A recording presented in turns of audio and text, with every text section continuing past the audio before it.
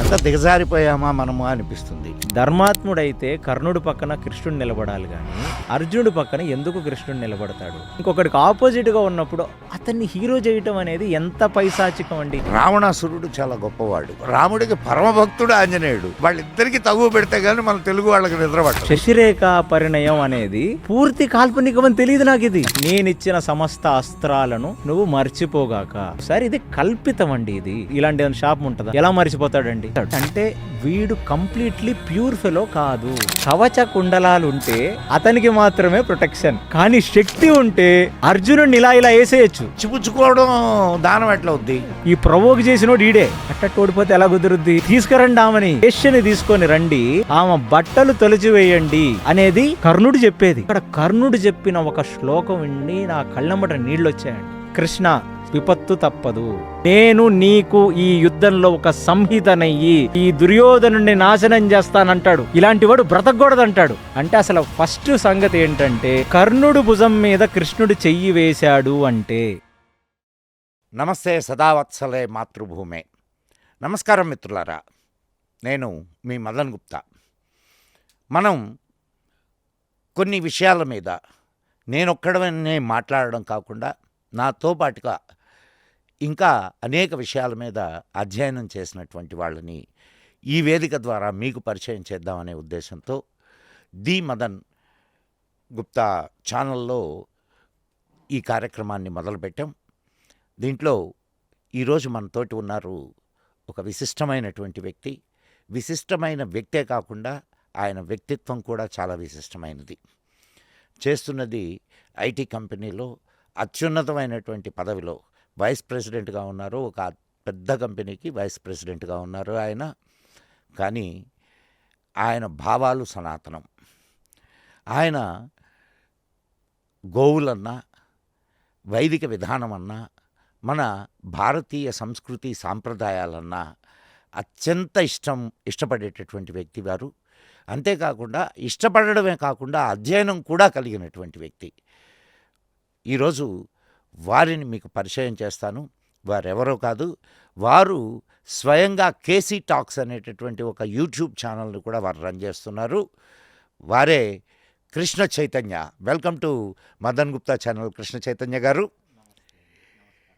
నాకు మిమ్మల్ని చూస్తే ఒక సంతోషం ఏంటంటే, మీరు అంటే నాకంటే చాలా చిన్నవాళ్ళు మీరు వయసులో. మిమ్మల్ని చూస్తే ఇంత చిన్న వయసులో ఇంత సంఘానికి సమాజానికి సేవ చేయాలి, మంచి విషయాల్ని అందించాలి అనేటటువంటి ఆతృత మీలో కనిపిస్తుంది. చాలా తక్కువ మందిలో ఉంటుంది కృష్ణ చైతన్య గారు. ఈ అభినందనలు ఖచ్చితంగా మీరు అందుకోవాల్సిందే. తర్వాత ఈరోజు మనం ప్రత్యేకంగా మీరు భారతం మీద బాగా అధ్యయనం చేసినటువంటి వారు కాబట్టి ఆ విషయాన్ని గురించే మనం మాట్లాడదాం. సరే, భారతం మొత్తం చెప్పాలి అని అంటే అది ఒక గంటలోనో రోజులోనో అయ్యే పని కాదు. మనం క్యారెక్టర్స్ని గురించి మాట్లాడుకుందాం. ఎందుకనంటే మనం ఈరోజు సమాజంలో చాలా గొప్ప క్యారెక్టర్ని చాలా తక్కువగాను, చాలా తక్కువ క్యారెక్టర్ని చాలా గొప్పగాను చూపించేటటువంటి ట్రెండ్ మొదలైంది. మొదలు కావడం కదా, అది కంటిన్యూ అవుతుంది. ఇలా ఎందుకు జరుగుతుంది అనేది ఆ విశ్లేషణ తర్వాత తీసుకున్నట్టయితే, మహాభారతంలో కర్ణుడు ఒక గొప్ప క్యారెక్టర్గా చిత్రించబడ్డాడు. కానీ మహాభారతంలో నిజంగా కర్ణుడు గొప్ప క్యారెక్టర్గా చిత్రించబడ్డా, లేదు అర్జునుడు గొప్ప వీరుడా? ఇప్పుడు సాక్షాత్తు కృష్ణ పరమాత్ముడు అర్జునుడితోటి నిలబడ్డాడు, కర్ణుడితోటి నిలబడ్డా. అదే కర్ణుడు ధర్మనిరతుడైతే కృష్ణుడు కర్ణుడిని కూడా ఆదరించేవాడే కదా. చాలా మంచి ప్రశ్న అండి. ఇది చాలా కాంట్రవర్షియల్ టాపిక్ ఇది. సో గుప్తా గారు, మీరు అంటే మహాభారతంలోకి ముందు వెళ్ళకముందు నేను మీకు ఒక బేసిక్ రియాలిటీ చెప్తాను. ఇప్పుడు ఈ ముల్లోకాలు అంటాం మనం. అంటే భూమి పైలోకాలు, భూమి కింద లోకాలు, అధోలోకాలు. ఈ కింద లోకాలన్నీ దైత్యులతో నిండబడి దానవ దైత్యులతో ఉంటుంది. అది కింద తమస్సు లోకాలు. ఇది పై లోకాలన్నీ సత్వగుణ లోకాలు, అలాగ పైకి వెళ్తున్న కొద్దీ సత్వగుణం పెరిగి పెరిగి పెరిగి అంటే ఉత్తములు మాత్రమే పైలోకాలకి వెళ్తారు. సో మన ఇక్కడ ఒక చిన్న కరెక్షన్, ఉత్తములు అంటే మంచి గుణాలు ఉన్నటువంటి వాళ్ళు అని మాత్రం చెప్పండి. ఏదో కులానికి లేకపోతే దేనికో అంటకట్టేస్తారు. లేదు లేదండి, అదే ఉత్తములు అంటే బాగా పుణ్యాత్ములు, అంటే క్యారెక్టర్లో ఉత్తమత్వాన్ని Yes. కలిగిన వాళ్ళు తప్ప Yes, సమాజంలో yes. ఉత్తములని కాదు అక్కడ అర్థం. సో వాళ్ళు మాత్రమే వెళ్తారు. మనం ఎప్పుడు కూడా ఒకటి చూస్తాం, దైత్యులకి దేవతలకి మధ్యన యుద్ధం జరిగి చాలా పరాక్రమమైన దైత్యులు ఉంటారు. రావణాసురుడు, దాని తర్వాత ఆ, ఆ, హిరణ్యకశిపు, ఇలాంటి వాళ్ళు ముల్లోకాల్ని జయించిన వాళ్ళు. అలాంటి విషయాలు జరుగుతున్నప్పుడు ఇంద్రుడి మీద కానీ దేవతల మీద కానీ హాని తలపడినప్పుడు వాళ్ళని ఈ దానవులు జయించబడుతున్నప్పుడు లేదా జయించిన తర్వాత వాళ్ళకి తిరిగి వాళ్ళ రాజ్యాలను అప్పచెప్పటానికి శ్రీ మహావిష్ణువే అవతారాలు తీసుకొని వస్తుంటాడు. అలాంటి ఒక సంఘటనే మహాభారతంలో జరిగింది. ఎందుకంటే చాలా సింపుల్ లాజిక్ మీరు చెప్పింది. ధర్మాత్ముడైతే కర్ణుడి పక్కన కృష్ణుడు నిలబడాలి, కానీ అర్జునుడి పక్కన ఎందుకు కృష్ణుడు నిలబడతాడు అంటే ఈ మాత్రం బేసిక్ ఇంకితం అనేది మన వాళ్ళకి ఉండుంటే, అంటే కృష్ణుడు నారాయణుడు స్వయం నారాయణుడు భగవంతుడు, ఆయన చెప్పిన భగవద్గీతనే మన హిందువులకు మూల గ్రంథం. అలాంటి వ్యక్తి ఒకడు పక్కన నిలబడి ఇంకొకడికి ఆపోజిట్గా ఉన్నప్పుడు అతన్ని హీరో చేయటం అనేది ఎంత పైశాచికం అండి ఇది. అంటే అది అవుట్ ఆఫ్ ద లాజిక్ కదా. అందుకే నేను మీకు ఇప్పుడు ఆ ప్రశ్న వేయడానికి కారణం ఏమిటంటే, సాక్షాత్ ఇప్పుడు యదా యదా హి ధర్మస్య గ్లానిర్భవతి భారత అభ్యుత్థానమధర్మస్య తదాత్మానం సృజామ్యహం, తనను తాను సృజించుకొని వచ్చినవాడు. యదా యదా హి ధర్మస్య, ధర్మానికి ఆపద జరిగినప్పుడు రక్షించడానికి వచ్చినటువంటి వాడు. అందులో అక్కడ కూడా ఒక మాట ఏంటి, పవిత్రాణాయ సాధు వినాశాయ చతుష్కృతాం. అంటే ఒకళ్ళని వినాశనం చేశాడంటే వాళ్ళు సాధువులు కాదు చతుష్కృతాం అని చెప్తున్నాడు కదా కృష్ణుడు. చెప్తున్నాడు కదా. అటువంటి వాడు నిలబడి కర్ణుణ్ణి చంపమన్నాడు. మరి అక్కడే క్లియర్గా అయిపోవాలి కదా. అంటే సమాజం అండి, కలియుగం ముందుకు వెళ్ళే కొద్దీ అంటే ఎవరు ఊహించలేదు. అంటే పూర్వం ఏంటి అసలు ఈ సినిమాలు అనేవి డ్రామా నుంచి మొదలైనవి. థియేటర్సు, డ్రామాసు, తోలుబొమ్మలాటలు, అంటే స్వాతంత్ర సమరయోధులకు అప్పటి నుంచి. ప్లస్ అంతకంటే ముందు నాటకాలు ఉండేవి. జనాలకి హరికథా కాలక్షేపాలని, నాటకాలని. అలాంటి వాళ్ళు కూడా చెయ్యని సాహసం ఇది. అంటే భూమి పుట్టిన తర్వాత వ్యాస భగవానుడు మహాభారతాన్ని రచించిన తర్వాత ఇంత అకృత్యమైన కార్యక్రమం అనేది భూమి మీద ఎవరు చేయలేదండి. అంటే పాత్రలని ఎగ్జాజరేట్ చేయడం, అద్భుతీకరించడం అంటారు. అంటే కొంచెం ఎలివేషన్ చేయటం వేరు, కంప్లీట్గా ఒక నెగిటివ్ వ్యక్తిని పాజిటివ్గా చూపించడం వేరు. అందుకనే దీన్ని ఏమనాలంటే మహాభారతం యథార్థంగా తీసింది కాదు, మహాభారతం అనే క్యారెక్టర్స్ని యూజ్ చేసుకొని డైరెక్టర్ తన యొక్క సొంత పైత్యాన్ని రుద్దాడని చెప్పి చదార్థంగా తీసిందని యథార్థం కాదు, చదార్థంగా తీసింది ఖచ్చితంగా. ఇక్కడ నేను ఒకటి ఇది ఎందుకు చెప్పానంటేనండి, మహాభారత సంగ్రామం కూడా దైత్యులకి దేవతలకి మధ్యన జరిగిన ఒక సంగ్రామం. అంటే రకరకాల ఆచార్యులు మహాభారతం మీద టిప్పణీ టీకాలు రాశారు. వ్యాసుడు రాసినది ఒక ఏకో వ్యాస విరచిత భారతం. దానికి రకరకాల మంది వాళ్ళ యొక్క తాత్పర్యం, వాళ్ళ టీకాలు రాశారు. ఎంతోమంది ఆచార్యులు వచ్చారు సంప్రదాయంలో. శంకర భగవత్పాదులు, తర్వాత రామానుజులు, తర్వాత మధ్వ, నింబార్క, వల్లభ సంప్రదాయం, ప్రతి వారు కూడా మహాభారతం మీద వాళ్ళ అండర్స్టాండింగ్స్ రాశారు. వీళ్ళెవ్వరూ కూడా ఒక్క క్షణం, ఒక్క మూమెంట్లో కూడా దుర్యోధనుణ్ణి కానీ, దుశ్శాసనుణ్ణి కానీ, కర్ణుణ్ణి కానీ హీరో చేసిన దాఖలాలే లేవండి. మీకు ఇంకొక విచిత్రమైన ప్రకృతి ప్రత్యేకంగా మన తెలుగు వాళ్ళల్లో కనిపిస్తుందండి. మన తెలుగు వాళ్ళకి అదేమీ పోకడో తెలియదు, కానీ రామాంజనేయ యుద్ధం, కృష్ణాంజనేయ యుద్ధం, పాపం ఇప్పుడు రాముడు రాముడికి పరమభక్తుడు ఆంజనేయుడు. వాళ్ళిద్దరికీ తగువ పెడితే కానీ మన తెలుగు వాళ్ళకి నిద్ర పట్టదు. అంటే దీనికంటే ఇంకొక పెద్ద విచిత్రం చెప్పరా మీకు? చిన్నప్పుడు అంటే మేము ఒక ఏజ్ దాటిన తర్వాత వీటన్నిటివి మేమంతా కూడా మోడర్న్ ఎడ్యుకేషన్ తీసుకున్న వాళ్ళమే. ఒక ఏజ్ దాటిన తర్వాత గురువులు వాళ్ళు నేర్పించిన భాగవతాలు అర్థం చేసుకున్నాం. నేను ఢిల్లీలో పెరిగాను. మా అమ్మగారు నాకు మాయాబజార్ సినిమా చూపించారు. మీకు అర్థమైంది. ఇప్పుడు నేను సినిమా చూపిస్తే అక్కడ మాకు నార్త్ ఇండియన్స్ ఫ్రెండ్స్ చాలామంది ఉన్నారు. వాళ్ళు భాగవత సప్తాహాలు అవి చేస్తారు. రామాయణ నవాహాలని, భాగవత సప్తాహాలని. నాకు ఏం తెలుసు మాయాబజార్ సినిమా, వివాహ భోజనంబు అవన్నీ అబ్బబ్బబ్బా కానీ చాలా గొప్ప చిత్రం. చిత్రం అది చూసి నేనేమనుకున్నాను, శశిరేఖ పరిణయం అనేది అంటే అలాంటిది ఒకటి ఉంది అని నేను అనుకున్నాను. అది పూర్తి కల్పితం అని అసలు నేను ఒక సాధువు వచ్చారు, ఒక రామాయణ అంటే ఒక భాగవత సప్తాహానికి వస్తే ఆయన్ని అడిగాను, ఇలా ఉంది కదా అని. అసలు ఆ క్యారెక్టర్ ఎక్కడి నుంచి వచ్చింది అన్న అంటే కాదా, అసలు అలాంటిది జరిగినట్టుగా చరిత్రలు నువ్వు రామాయణం మహాభారతం నుంచి ఎక్కడి నుంచి అని చూపించు, అలాంటిది ఒకటి జరిగిందని. పూర్తి కాల్పనికమని తెలియదు నాకు ఇది. అంటే మీకు తెలిసి ఉంటుంది, మీ వయసు అప్పుడు పెద్దది కాబట్టి. మేము అందుకే నవ్వుకున్నది మొదట్లో మీరు ఆ మాట అనగానే. అంటే అసలు అలాంటి ఒక క్యారెక్టరే జరగలేదు, మరి ఏం జరిగింది గురువుగారు అని అడిగాను ఆయన సాధువుని.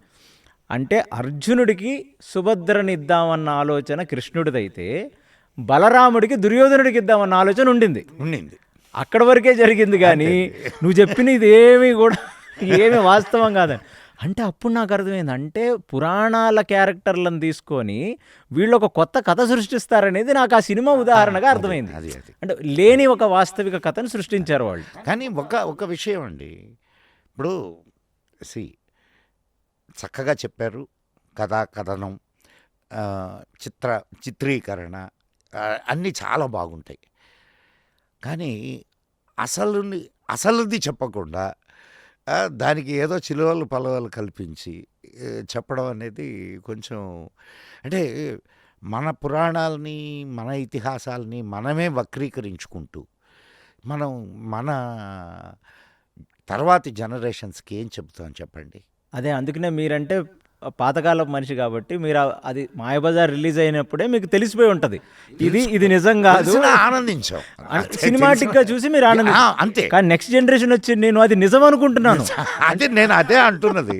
నిజం అనుకొని ఎవరో ఒక భాగవత సప్తాహానికి వచ్చిన వ్యక్తితో నేను ఆర్గ్యూ చేస్తున్నా, మా తెలుగులో సినిమా చూశాను నేను, నువ్వు లేదని ఎలా అంటా, నీకు నన్ను హిందీ వాడివి నీకు తెలీదు అని.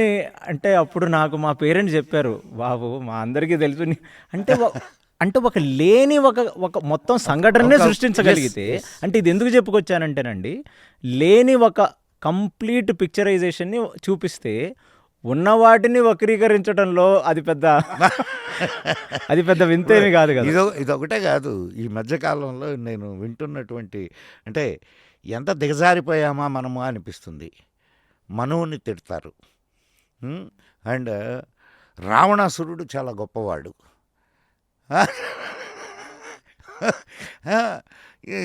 ఇక ఏం మాట్లాడాలా అనేది ఒక్కొక్కసారి చాలా బాధేస్తుంది. అంటే దీన్ని బట్టి నాకు ఒకటి అర్థమైంది ఏంటంటేనండి, అంటే కౌరవుల పక్కన కూడా కొంతమంది పోరాడారు. అంటే వాళ్ళ ఎంపథైజర్స్ అప్పుడు ఉన్నారు. అవునవును. మరి ఇప్పుడు ద్రోణుడు కానివ్వండి, భీష్ముడు కానివ్వండి, కృపాచార్యుడు, వీళ్ళందరూ మహానుభావులు కదా, గుడ్ క్యారెక్టర్. అంటే మహానుభావుల్ని పక్కన పెడితే ఇంకా ఎంతో మంది పోరాడిన వాళ్ళు ఉన్నారు కదా. అంటే శల్యుడు అంటే ఇంకా గతి లేక వాడు ఆతిథ్యం తీసుకున్నాడు కాబట్టి వచ్చాడు. అంటే అసలు శల్యుడు టెక్నికల్లీ రానేకూడదు, వాళ్ళకి సొంత మేనమామ. కానీ అంటే బాగా కాంప్లెక్స్ సిచ్యువేషన్లో వీడు ఆతిథ్యం తీసుకున్నాడు. ఎవడైతే నాకు ఇది సమకూర్చాడో నేను వాడి పక్కన యుద్ధం చేస్తానన్నాడు. అయ్యా ఎందుకన్నాను రా బాబు, ఇప్పుడు పోయి దుర్యోధనుడి పక్కన యుద్ధం చేయాలని కలిశాడు. అంటే నేను అనేది ఏంటంటే, ఆ కాలంలో కూడా చాలామంది దానవ శక్తి ఎలా అయితే కౌరవుల పక్కన పోరాడారో, ఇవాళ ఈ రావణాసురుణ్ణి, ఈ కీచకుణ్ణి, కర్ణుణ్ణి, దుర్యోధనుడిని హీరో చేసిన వాళ్ళందరూ కూడా ఆ కోవకు చెందిన వాళ్ళు అనేది నేను చెప్తుంది. సో గురుగారు, ఇప్పుడు నేను అంటే మనం వృత్తాంతంలోకి వెళ్తే అసలు జరిగింది ఏంటనేది మీకు చెప్తానండి. ఫస్ట్ ఆఫ్ ఆల్ కుంతీదేవి దగ్గర మొదలు పెడదాం. అంటే చాలామందికి ఉన్న అన్ని రకాల అంటే మనసులో ఉన్న కల్మషాలని మనం దూరం చేస్తే, ఎందుకంటే ఈ పాత్రలన్నీ దైవీ సంభూత పాత్రలు ఇవి. అలాంటి ఒక మంచి వ్యక్తి గురించి మనం తప్పుగా అనుకుంటే కూడా పాపం. ఒక చెడ్డ వ్యక్తి గురించే మనం చెడుగా గట్టిగా మాట్లాడం, సరే క్షమించి వదిలేసే సంస్కృతి మనది. అలాంటి నిజంగా మంచి వ్యక్తుల గురించి మనం ఇప్పుడు చెడు అనుకోకూడదు. అంటే ఇది చేయటానికి వెనకాల ఉద్దేశం ఏంటంటే, కుంతి కావచ్చు, ద్రౌపది కావచ్చు, పాండవులు కావచ్చు, వీళ్ళ పట్ల మనకి మంచి అభిప్రాయం లేకపోయినా పర్వాలేదు, కానీ వాళ్ళ పట్ల ఆ నెగిటివ్ ఒపీనియన్ ఉంటే అది మన సమాజానికి మంచి చేయదు. ఎందుకంటే ఇవి ఈ భారత సనాతన మంచి అభిప్రాయం లేకపోయినా కాదు, మంచి అభిప్రాయం ఉండాలి. కారణం ఏమిటంటే, ఇప్పుడు ఆ క్యారెక్టర్లని సరే అవి జరిగినాయా జరగలేదా అనేది అట్ట ప్రక్కన పెడితే, కొంచెంసేపు అంటే ఇతిహాసము జరిగింది అని, కానీ కొంచెంసేపు అట్ట పక్కన పెడితే, అది అందించింది ఎవరు? ఋషులు. ఏం ఆశించి అందించారు? సమాజ కళ్యాణాన్ని ఆశించే అందించారు. మరి అట్లా అందించినప్పుడు వాళ్ళని, ఇప్పుడు వాళ్ళు ఇచ్చినటువంటి సందేశం ఏదో అది తీసుకోకుండా మనం, ఇప్పుడు ఒక క్యారెక్టర్ని వాళ్ళు సృష్టించారు అంటే ఆ క్యారెక్టర్ వల్ల ఒక ప్రయోజనాన్ని ఆశించి ఆ క్యారెక్టర్ని సృష్టిస్తారండి. రచయిత తన ఆలోచనతో ఆ క్యారెక్టర్ని, అందులో ఋషులు సృష్టించినటువంటి క్యారెక్టర్స్, వాటికి అద్భుతమైనటువంటి ప్రయోజనం ఉన్నది. అవును. అంటే సమాజంలో, అంటే భారతం అనేది కేవలం ఏంటంటే, సమాజంలో ఇలాంటి ఒక క్యారెక్టర్ మన ఇంట్లో, మన ఫ్రెండ్లో, మన సామాజిక పరిస్థితుల్లో, మన పొలిటీషియన్స్లో ఎవరైనా రావచ్చు. అంటే ఇక ముందు జరగబోయే సమాజంలో ఇలాంటి క్యారెక్టర్లు వచ్చినప్పుడు వాళ్ళని ఎలా మీరు ఎదుర్కోవాలి, వాళ్ళ దగ్గర నుంచి మిమ్మల్ని మీరు ఎలా కాపాడుకోవాలి, వాళ్ళతో మీరు ఎలా మెలగాలి అని నేర్పిస్తూ చేసిన వ్యాస భగవానుడు చేసిన ఒక విపరీతమైన ప్రయత్నం అది. అలాంటి క్యారెక్టర్లలో మనం పాజిటివ్లోనే నెగిటివ్లు చూస్తే ఇక నెగిటివ్. సో ఇప్పుడు మనం వాస్తవంలోకి వెళ్తే గురుగారు, ఫస్ట్ కుంతి. అసలు భీష్ముడు పెళ్లి చేసుకోలేదు. ఆయన జీవితకాలం కురు సామ్రాజ్యాన్ని ఉద్ధరించడం కోసం ఊపిరి పీల్చుకున్నదే దానికోసం. అది ఆయన ధర్మంగా భావించాడు. ఎందుకంటే ఈ ధార్మికమైన రాజుల చేతిలో ఉంటేనే ప్రపంచంలో ధర్మం నిలబడుతుంది. సో అలాంటిది భీష్ముడు చేసిన త్యాగాలు ఎన్నో. అలాంటి వ్యక్తి అసలు కుంతిని కోడలుగా చేసుకోవటానికి కారణం ఏమిటంటే, దూర్వాసుడనే ఒక మహర్షి, ఆయన స్వయం రుద్రుడే. రుద్రుడు ఒక సన్యాసి ఆకారంలో ఉంటే ఆయన దూర్వాసుడు. అలాంటి వ్యక్తి దగ్గర ఎవరు 10 నిమిషాలకు 5 నిమిషాలకు మించి ఉండలేరు. ఎందుకంటే ఆయన మీ సహనానికి ఒక పరీక్ష పెడతాడు. ఆయన మీరు ఉప్పు అంటే పప్పు అంటాడు, పప్పు అంటే పంచదార అంటాడు, పంచదార దమ్మంటే బెల్లం మీద అంటాడు. అంటే మీరు జుట్టు పీక్కోవాలి. అలాంటి ఒక పరిస్థితి ఆయన క్రియేట్ చేసి, ఎందుకంటే ఆయన ఋషిపుంగ కూడా, ఆయన మిమ్మల్ని ఉద్ధరించటం, మీలోని సంస్కరణ భావాన్ని తీసుకురావడం దూర్వాసుడు లక్షణం. అంతేగాని దూర్వాసుడు అనగానే అమ్మ ముక్కు మీద కోపంతో ఉంటాడు. మీకు సహనం అనేది ఇంపార్టెంట్. అలాంటిది ఎవరి దగ్గర ఉంటుంది? పెద్దవాళ్ళ దగ్గర, ఋషుల దగ్గరే మీ నిజమైన లక్షణాలు బయటకు వస్తాయి. అలాంటిది అంబరీషు లాంటి వాడికే ఎలాగ దూర్వాసుడిని ఎదుర్కోవాలి, దూర్వాసుడితో ఎలా మాట్లాడాలో తెలియదు అని అనుకుంటున్న కాలంలో ఒక 6 సంవత్సరాల పాప రాజ్యంలోకి దూర్వాసుడు వస్తే తండ్రి అన్నాడు, కుంతి చూసుకుంటూ మీ ఆతిథ్య మర్యాదలన్నీ మా కుంతి చూసుకుంటుందండి అని అమ్మాయిని అప్పచెప్తే, ఆయనని సేవించిన దీనికి ఆయన పులకరించిపోయాడు. ఇదేమిటిది, ఇంత చిన్న పిల్ల ఇంత లౌక్యంగా ఇంత బాగా, నేను ఏది కావాలంటే అది, అలా కాదండి ఇది, ఇలా కాదంటే అది అని అంటే చిన్నపిల్లలు మాట్లాడినట్టు ఒక ముద్దు మురిపాలంతో ఆయన్ని హ్యాండిల్ చేసిన విధానానికి ముగ్ధ మనోహరుడయ్యాడు దూర్వాసుడు. అప్పుడు ఇచ్చాడు ఈ వరం ఆమెకి. అది ఇప్పుడు మీరు ఈ చెప్పిన సంఘటన ఎంత అద్భుతమైన సంఘటన అండి. అంటే మీరు అన్నారే ఇందాక, ఏది భీష్ముడు కుంతిని ఎందుకు చేశాడు అని కోడలుగా, ఈ దూర్వాసుణ్ణి సైతం ఆమె మెప్పించగలిగినటువంటి ఒక క్యారెక్టర్. అంటే ఒక కోడలిలో ఎలాంటి లక్షణాలు ఉండాలి, ఎంత ఉన్నత భావాలు ఉండాలి. ఎందుకంటే ఒక కుటుంబానికి కోడలు వస్తే కోడలి యొక్క ప్రతిభ, కోడలి యొక్క పాతివ్రత్యం, కోడలి యొక్క ఔన్నత్యంతో నెక్స్ట్ తరాలు బ్రతుకుతాయి. అది ఇక్కడ ఎందుకంటే చాలామంది ఇప్పుడు ఎమోషనల్గా ఈ జనరేషన్ వాళ్ళు అంటారు, ఆ ఇంటి పేరు వదిలేసాం, కొత్త ఇంటి పేరు తీసుకున్నాం, కొత్త ఇంట్లో వాళ్ళు ఎప్పుడూ మమ్మల్ని పిల్లలుగా చూడలేదు, ఒక కోడలు బ్రతుకు చాలా అంటే ఒక అమ్మాయి వేరే ఇంటికి వెళ్ళి బ్రతకడం కష్టం అంటారే, ఆ అమ్మాయికి ఉన్న రెస్పాన్సిబిలిటీ తను ఎక్కడో పుట్టి వచ్చి వీళ్ళని ఉద్ధరిస్తుంది, వీళ్ళ వంశాన్ని కదండి. ముందుకు తీసుకెళ్తుంది. ముందుకు తీసుకెళ్తుంది. అంటే ఒకటిని రెండు చేసే శక్తి భూదేవికి ఆడదానికి మాత్రమే భగవంతుడు ఇచ్చాడు. ఖచ్చితంగా అలాంటిది ఒక ఇంటికి కన్యాదానం మనం ఇస్తున్నామంటే, ఎందుకు కన్యాదానం అన్ని దానాల్లోకి గొప్పదంటే అత్యంత ఉన్నతమైనటువంటి ఎందుకంటే ఫలితాన్ని ఇచ్చే దానం. ఇది. అందుకని ఇవాళకి కొందరు బాగా ధనికులు, ఎవరన్నా ఆడపిల్లలు లేని వాళ్ళు పెళ్లిళ్ళు ఆ అమ్మాయిని దత్తత తీసుకొని కన్యాదానం చేసే సంఘటనలు మనం చూసుంటాం. అవును, ఎందుకంటే జీవితకాలంలో ఒకసారి కన్యాదానం చేయాలి, ఆ కన్యాదాన ఫలం చాలా ముఖ్యం. ఎందుకంటే వేరే ఒక వంశ వృద్ధికి నువ్వు కంటున్నావు పిల్లని, కదండి. అంటే ఎవరికో నువ్వు కని వాళ్ళకి ఇస్తే తద్వారా వచ్చే సంతానం, తద్వారా ఆమె ఇచ్చిన సంస్కారాలే కదండి పిల్లలకు వచ్చేది. ఖచ్చితంగా ఖచ్చితంగా. ఈరోజు ఏ గొప్ప క్యారెక్టర్ని మనం తీసుకున్నా ఆ గొప్ప క్యారెక్టర్ వెనుక తల్లే ఉంటుంది తప్ప ఎవరో ప్రియురాలో లేకపోతే ఇంకొకరో ఉండదు. అలాంటి ఒక వ్యక్తికి చూసి ఆయన దూర్వాస మహామునిని ఏమెప్పించగలిగింది కుంతి. అలాంటి కుంతి ఈ ఇంటికి కోడలు కావాలని 10 సార్లు వెళ్ళి మాట్లాడి తెచ్చుకున్నాడు ఆయన పాండుకి. ఎందుకంటే ఎలాగో పెద్దవాడు గుడ్డివాడు, గాంధారి విపరీత పాతివ్రత్యం, ఆమె కూడా చూడనంది. ఇక నెక్స్ట్ మిగిలే ఇద్దరు ఎవరు ఆ కురు సామ్రాజ్యానికి? కుంతి పాండురాజులు మాత్రమే. అంత హార్డ్ వర్క్ చేసి అలాంటి అమ్మాయిని తెచ్చుకున్నాడు. మనకి ఇదేం చూపిస్తారంటే ఆవిడేదో చాలా పెద్ద మనిషి, ఆవిడ ఏదో టెస్ట్ చేయడానికి చేసింది, కర్ణుని వదిలేసింది. అసలు ఇదే మాట్లాడుకుందాం. ఆమెకి సంతాన ఫలమంతరాన్ని ఆయన ఇస్తాడు. ఇస్తే ఈ చెప్పేమిస్తాడు, నువ్వు ఎవరిని చూసి ఎవరు కావాలని అనుకుంటావో నీ మనసులో, అప్పుడు వాళ్ళొచ్చి వాళ్ళ ద్వారా నీకు సంతానం లభిస్తుంది అనేదే దూర్వాసుడు ఇచ్చేది.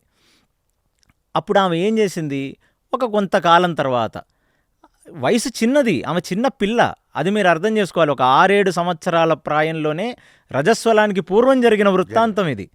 ఎందుకంటే పూర్వం రజస్వలం అయినంబటినే పెళ్లి చేసేవాళ్ళండి. అంటే ఆమెకి కుంతికి కర్ణుడు వచ్చాడంటే అది రజస్వలం ముందు వచ్చినవాడు, చిన్న పిల్లగా ఉన్నప్పుడు వచ్చినవాడు.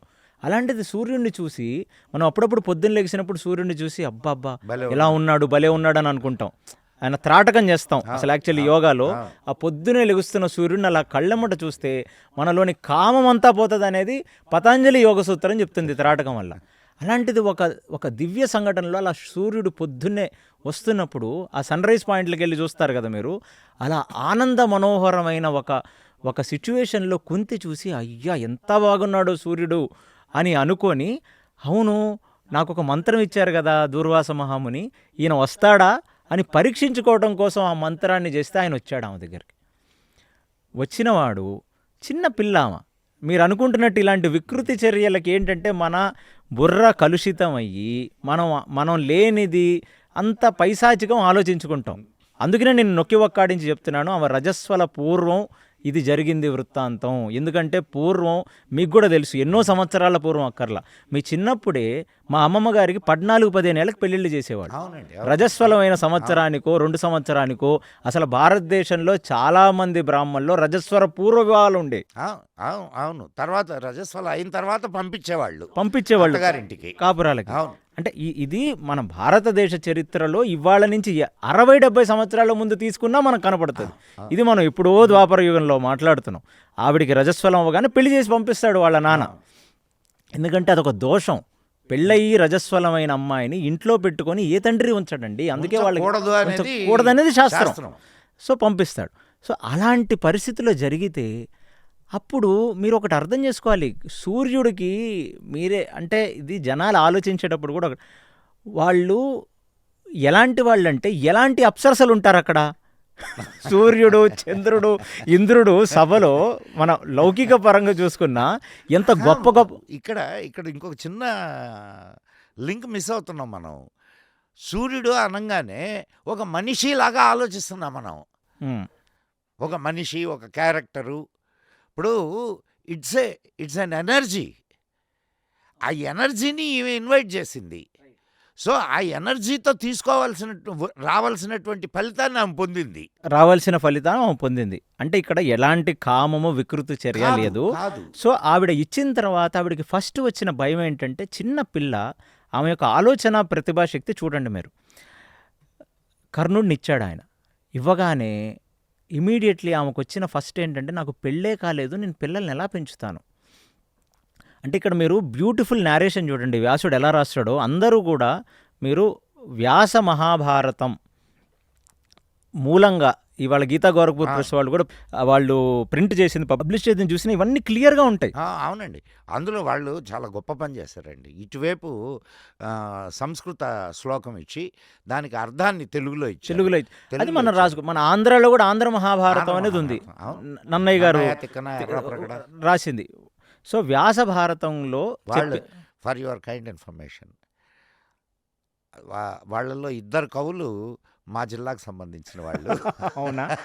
ఓకే, గ్రేట్ అండి. నన్నయ్య రాజమండ్రి, తిక్కన ఎర్రాప్రగడ నెల్లూరు వాళ్ళు. అంటే ఇక్కడ ఏదో ప్రాంతీయ దీనికోసం కాదండి, అది మా వాళ్ళని చెప్పుకోవడానికి. రైట్, అలాంటి మహాపురుషులు పుట్టిన ప్రాంతం అది. సో అక్కడ ఏంటంటే కర్ణుడిని ఇచ్చిన తర్వాత ఆమె ఏం చెయ్యాలి? కర్ణుడుని పెంచి పోషించే అంత వయస్సు కానీ సమాజం కానీ పెళ్ళి కాలేదు, ఇది ఎలాగా అని ఒక బాధపడుతున్న పరిస్థితుల్లో ఆమె సూర్యుడిని అడుగుతుంది, మరి ఏం చేయమంటావు అని. కర్ణుడు జీవితం ఈ మూమెంట్ తర్వాత అండి మనం అందరం అనుకుంటాం చాలా అన్యాయం అయిపోయాడు కర్ణుడు అని. ఒక రక్ష పెట్టి, ఒక తొట్టెలో పెట్టి, ఇది ఎవరి దగ్గరికి వెళుతుందో అక్కడ నుంచి ఇతను జీవితం మొదలవుగాక, నా యొక్క ఆశీర్వాదాలు ఈ పిల్లడికి ఉంటాయి, నేను గతి లేని పరిస్థితుల్లో వదలాల్సి వస్తుందంటే తొట్టెలో రక్ష పెట్టి, అంటే మనం అనుకుంటాం ఇప్పుడు శక్తులవి లేవు కానీ అప్పుడు ఏ క్రూరమృగాలు రాకుండా, ఎటువంటి ఉప్పెనలో అది కొట్టుకుపోకుండా ఆయన ఒంటరిగా ఉన్నదండి. కేవలం ఆమె తొట్టెలో పెట్టడం, వదలటం, ఆ దేశంలో ఉన్న రాజుకి, ఆవిడ తండ్రి ఒక చిన్న రాజ్యానికి వాళ్ళు సామంతరాజులు, వాళ్ళు అక్కడికి వెళ్ళటం, ఈ కొంచెం సమయం మాత్రమే ఆయన తల్లిదండ్రులు లేకుండా ఉన్నాడు ఆయన. ఇక్కడి నుంచి ఈ నదిలో అది కూడా సూర్యుడు నడిపించిన కథ ఇదంతా. ఎందుకంటే మీరు చూడండి, అంటే ముందెళ్ళే కొద్దీ ఎన్ని గొప్పగా వ్యాసుడు రాస్తుంటాడో ఇది. కానీ మీకు ఇంకొక విషయం సార్, ఇక్కడే చెప్పుకుంటే బాగుంటుందేమో ఇది.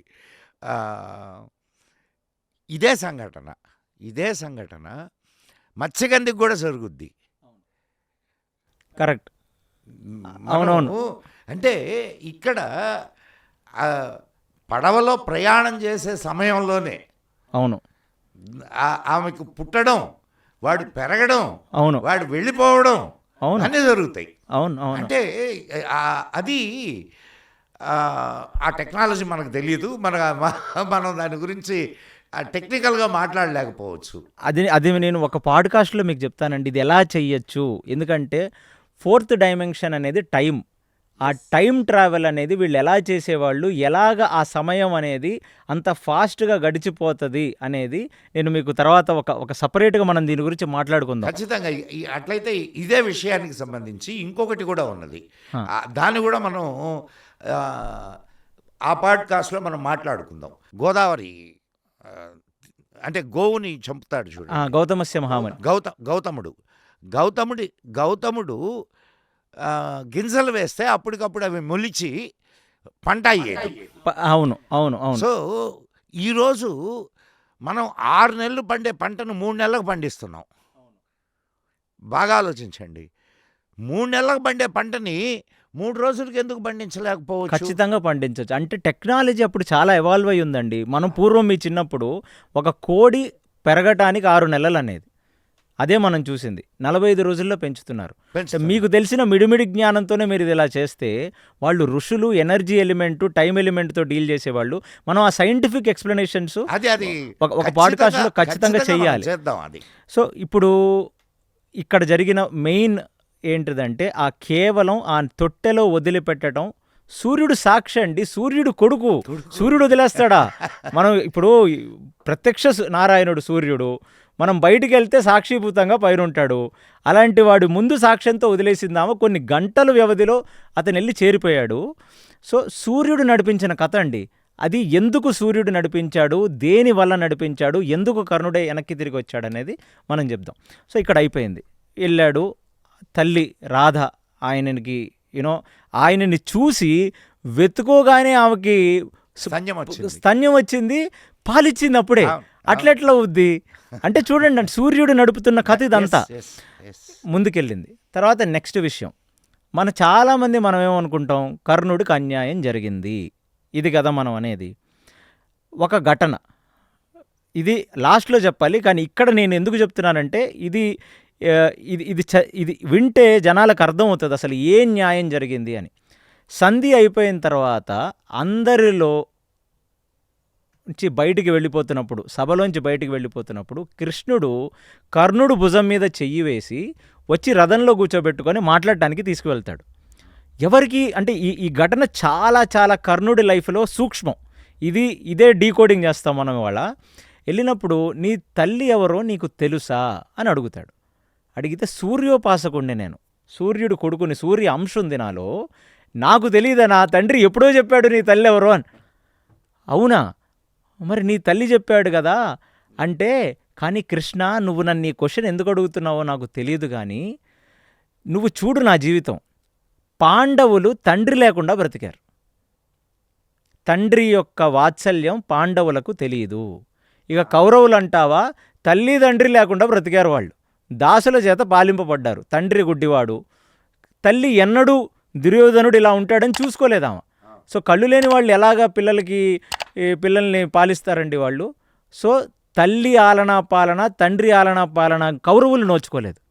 నాదెలాంటి బ్రతుకు కృష్ణ, నాకు తండ్రి వాత్సల్యం, తల్లి ప్రేమ రెండూ చిన్నప్పటి నుంచి దొరికాయి. నా మీద సింపతి చూపించాల్సిన అవసరం లేదు, నాకు ఎటువంటి ఇది లేదు.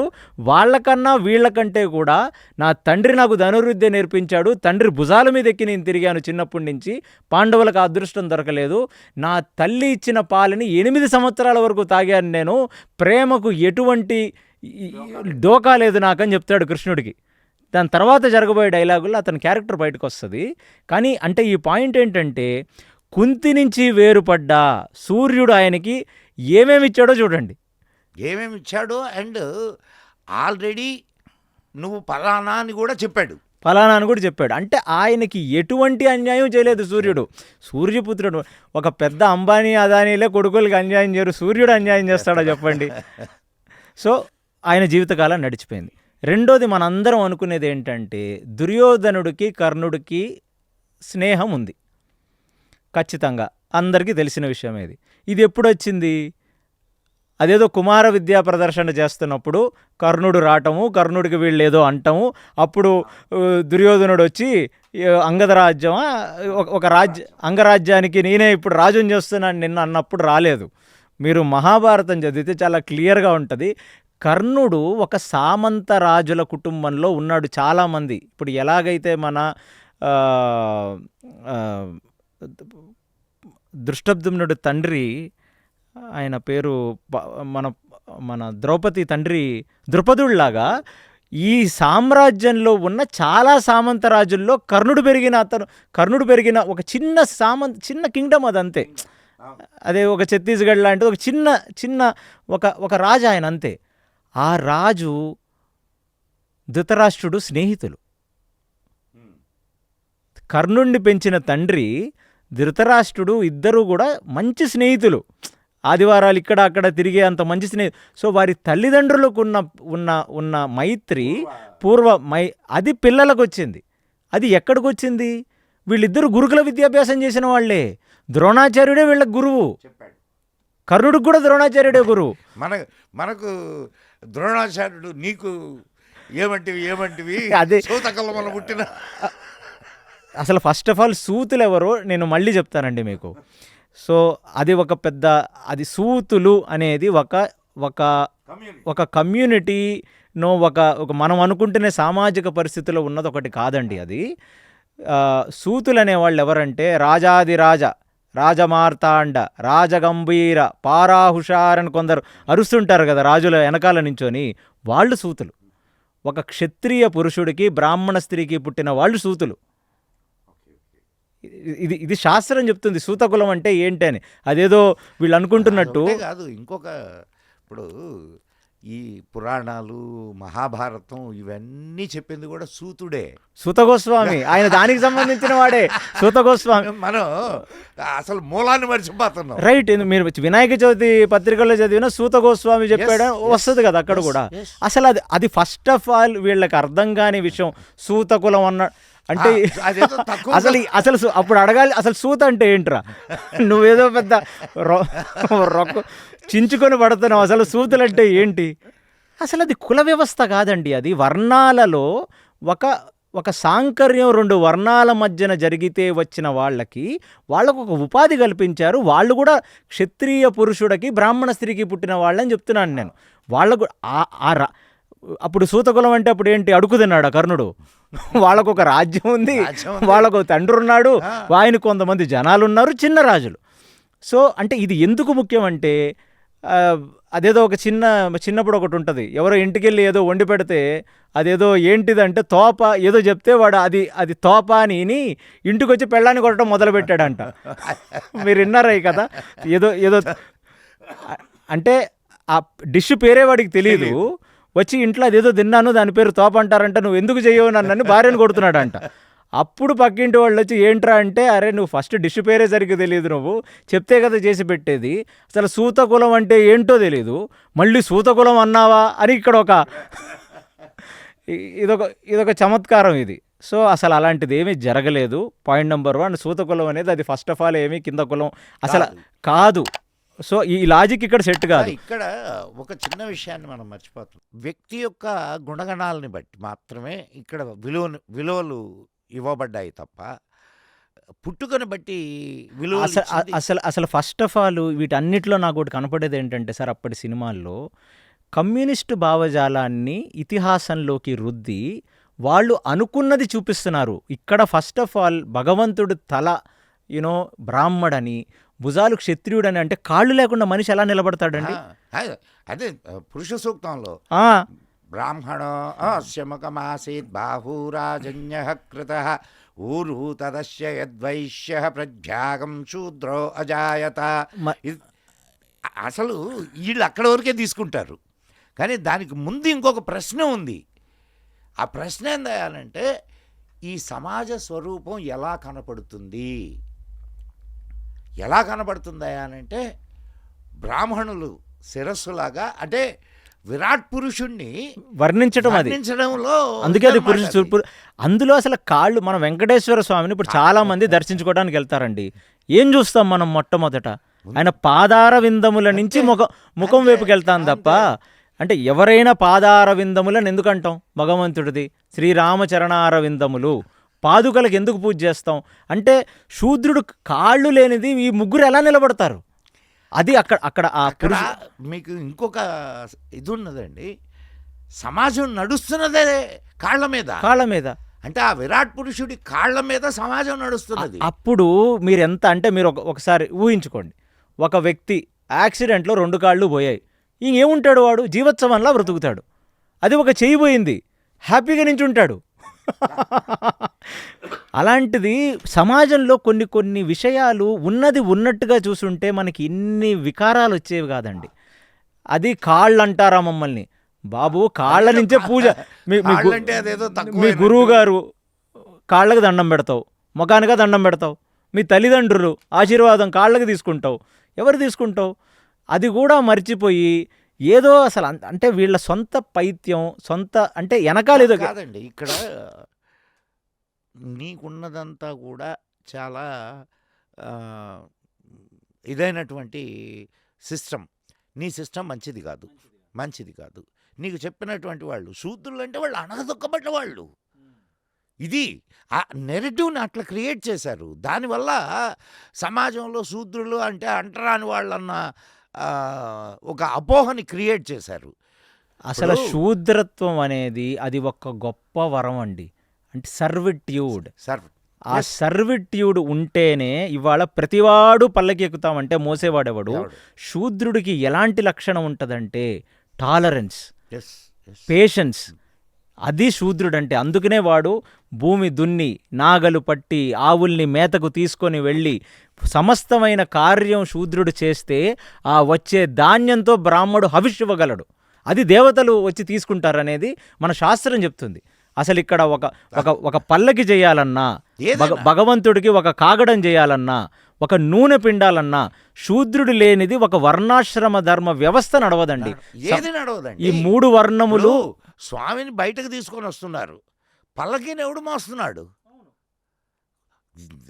బ్రాహ్మడు పైన నుంచో 4 మంత్రాలు చదివితే స్వామి ముందుకు వెళ్ళడు కదా. ముందుకు వెళ్ళడు కదా. ఇది అసలు మన సమాజంలో నాకు తెలిసినంత వరకు బ్రిటిష్ వాళ్ళు రాకముందు ఇలాంటి హెచ్చుతగువులు అనేవేమీ లేవు. ఎవరికున్న ప్రాధాన్యత వారికి ఉంది. Yes. ప్లస్ మనం ఇప్పుడు వచ్చి జెనెటిక్ మెమరీ, ఇది జీను, ఇది ఆ జీన్ అని అంటున్నావే. మన వ్యవస్థ, ఈ సనాతన ధర్మంలో వర్ణ వ్యవస్థ వాళ్ళు అలాంటి ఇప్పుడు బ్రాహ్మణుడు ఖండపుష్టి కలిగిన వాడు కాదు. అందుకనే మనం పరశురాముడిని వింతగా మాట్లాడతాం. అవును అవును. ఎందుకంటే పరశురాముడు కూడా కార్తవీర్యుడిని చంపి వస్తే తండ్రి ఉపేక్షించలేదు. అన్నదేంటి, బ్రాహ్మడివి నువ్వు, నీకు ఉండాల్సింది సహనం. సహస్రబాహు కార్తవీర్యుడు ఎవరో తెలుసా నీకు? రావణాసురుడు సైతం భయపడే వ్యక్తి. అలాంటి వాణ్ణి చంపి నువ్వు గోవుని తీసుకొని వస్తే రేపొద్దున రావణాసురుడు లాంటి అసురులు ఈ భూమి మీద ప్రళయతాండవం చేస్తే రక్షించడానికి ఒక ప్రభువు లేకుండా పోయాడు.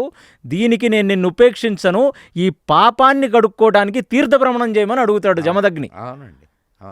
సో ఎంత అంటే ఒక బ్రాహ్మడికి ఉండే లక్షణం ఏమిటి అక్కడ? సహనం. ఒక క్షత్రియుడికి ఉండే లక్షణం ఏంటి? కాపాడగలిగే శక్తి. ఒక వైశ్యుడికి ఉండే లక్ష్యం ఏంటి? కరువు కాటకాల వల్ల ఎవడూ కూడా సుభిక్షతో ఉండాలి. దుర్భిక్ష వస్తే ఆ సమస్త పాపాన్ని ఒక వైశ్యుడు తీసుకుంటాడు. లేనిది ఉన్నదాని దగ్గరికి, ఉన్నది ఎక్కడన్నా తక్కువైతే దాన్ని ఈ బార్టర్ సిస్టమ్, ఈ కృషి గోరక్ష వాణిజ్యం, ఈ వాణిజ్యం చేసేవాడే వైశ్యుడు. అందుకనే ఇవాళకి మనకి చాలా సొసైటీలో ఈ అగర్వాల్స్, గుప్తా వీళ్ళంతా కామోడిటీతోనే ట్రేడింగ్ చేస్తారు. అవును సార్. ఇప్పుడు మీకు డిస్ట్రిబ్యూషన్ సిస్టమ్ అంతా అంటే అఫ్కోర్స్ ఇప్పుడు ఒక కమ్యూనిటీగా ఏర్పడింది తప్ప, కానీ డిస్ట్రిబ్యూట్ చేసేటటువంటి ప్రతివాడు వైశ్యుడే. మీకు ఇంకొక చిన్న విషయం, ఇప్పుడు వ్యవసాయం, పశుపోషణ, వైశ్యుల అంటే ఉత్పత్తి, వాళ్ళ ప్రొడక్షన్ అండ్ డిస్ట్రిబ్యూషన్, ఈ రెండు వాళ్ళ ఇది రైట్. అందులోనూ ఇక్కడ ఏంటంటే మూలం, ఎక్కడైనా ఒక వ్యక్తి ఆకలితో చచ్చిపోతే ఆ దోషం వైశ్యుడు తీసుకోవాలి. ఇది శాస్త్రం.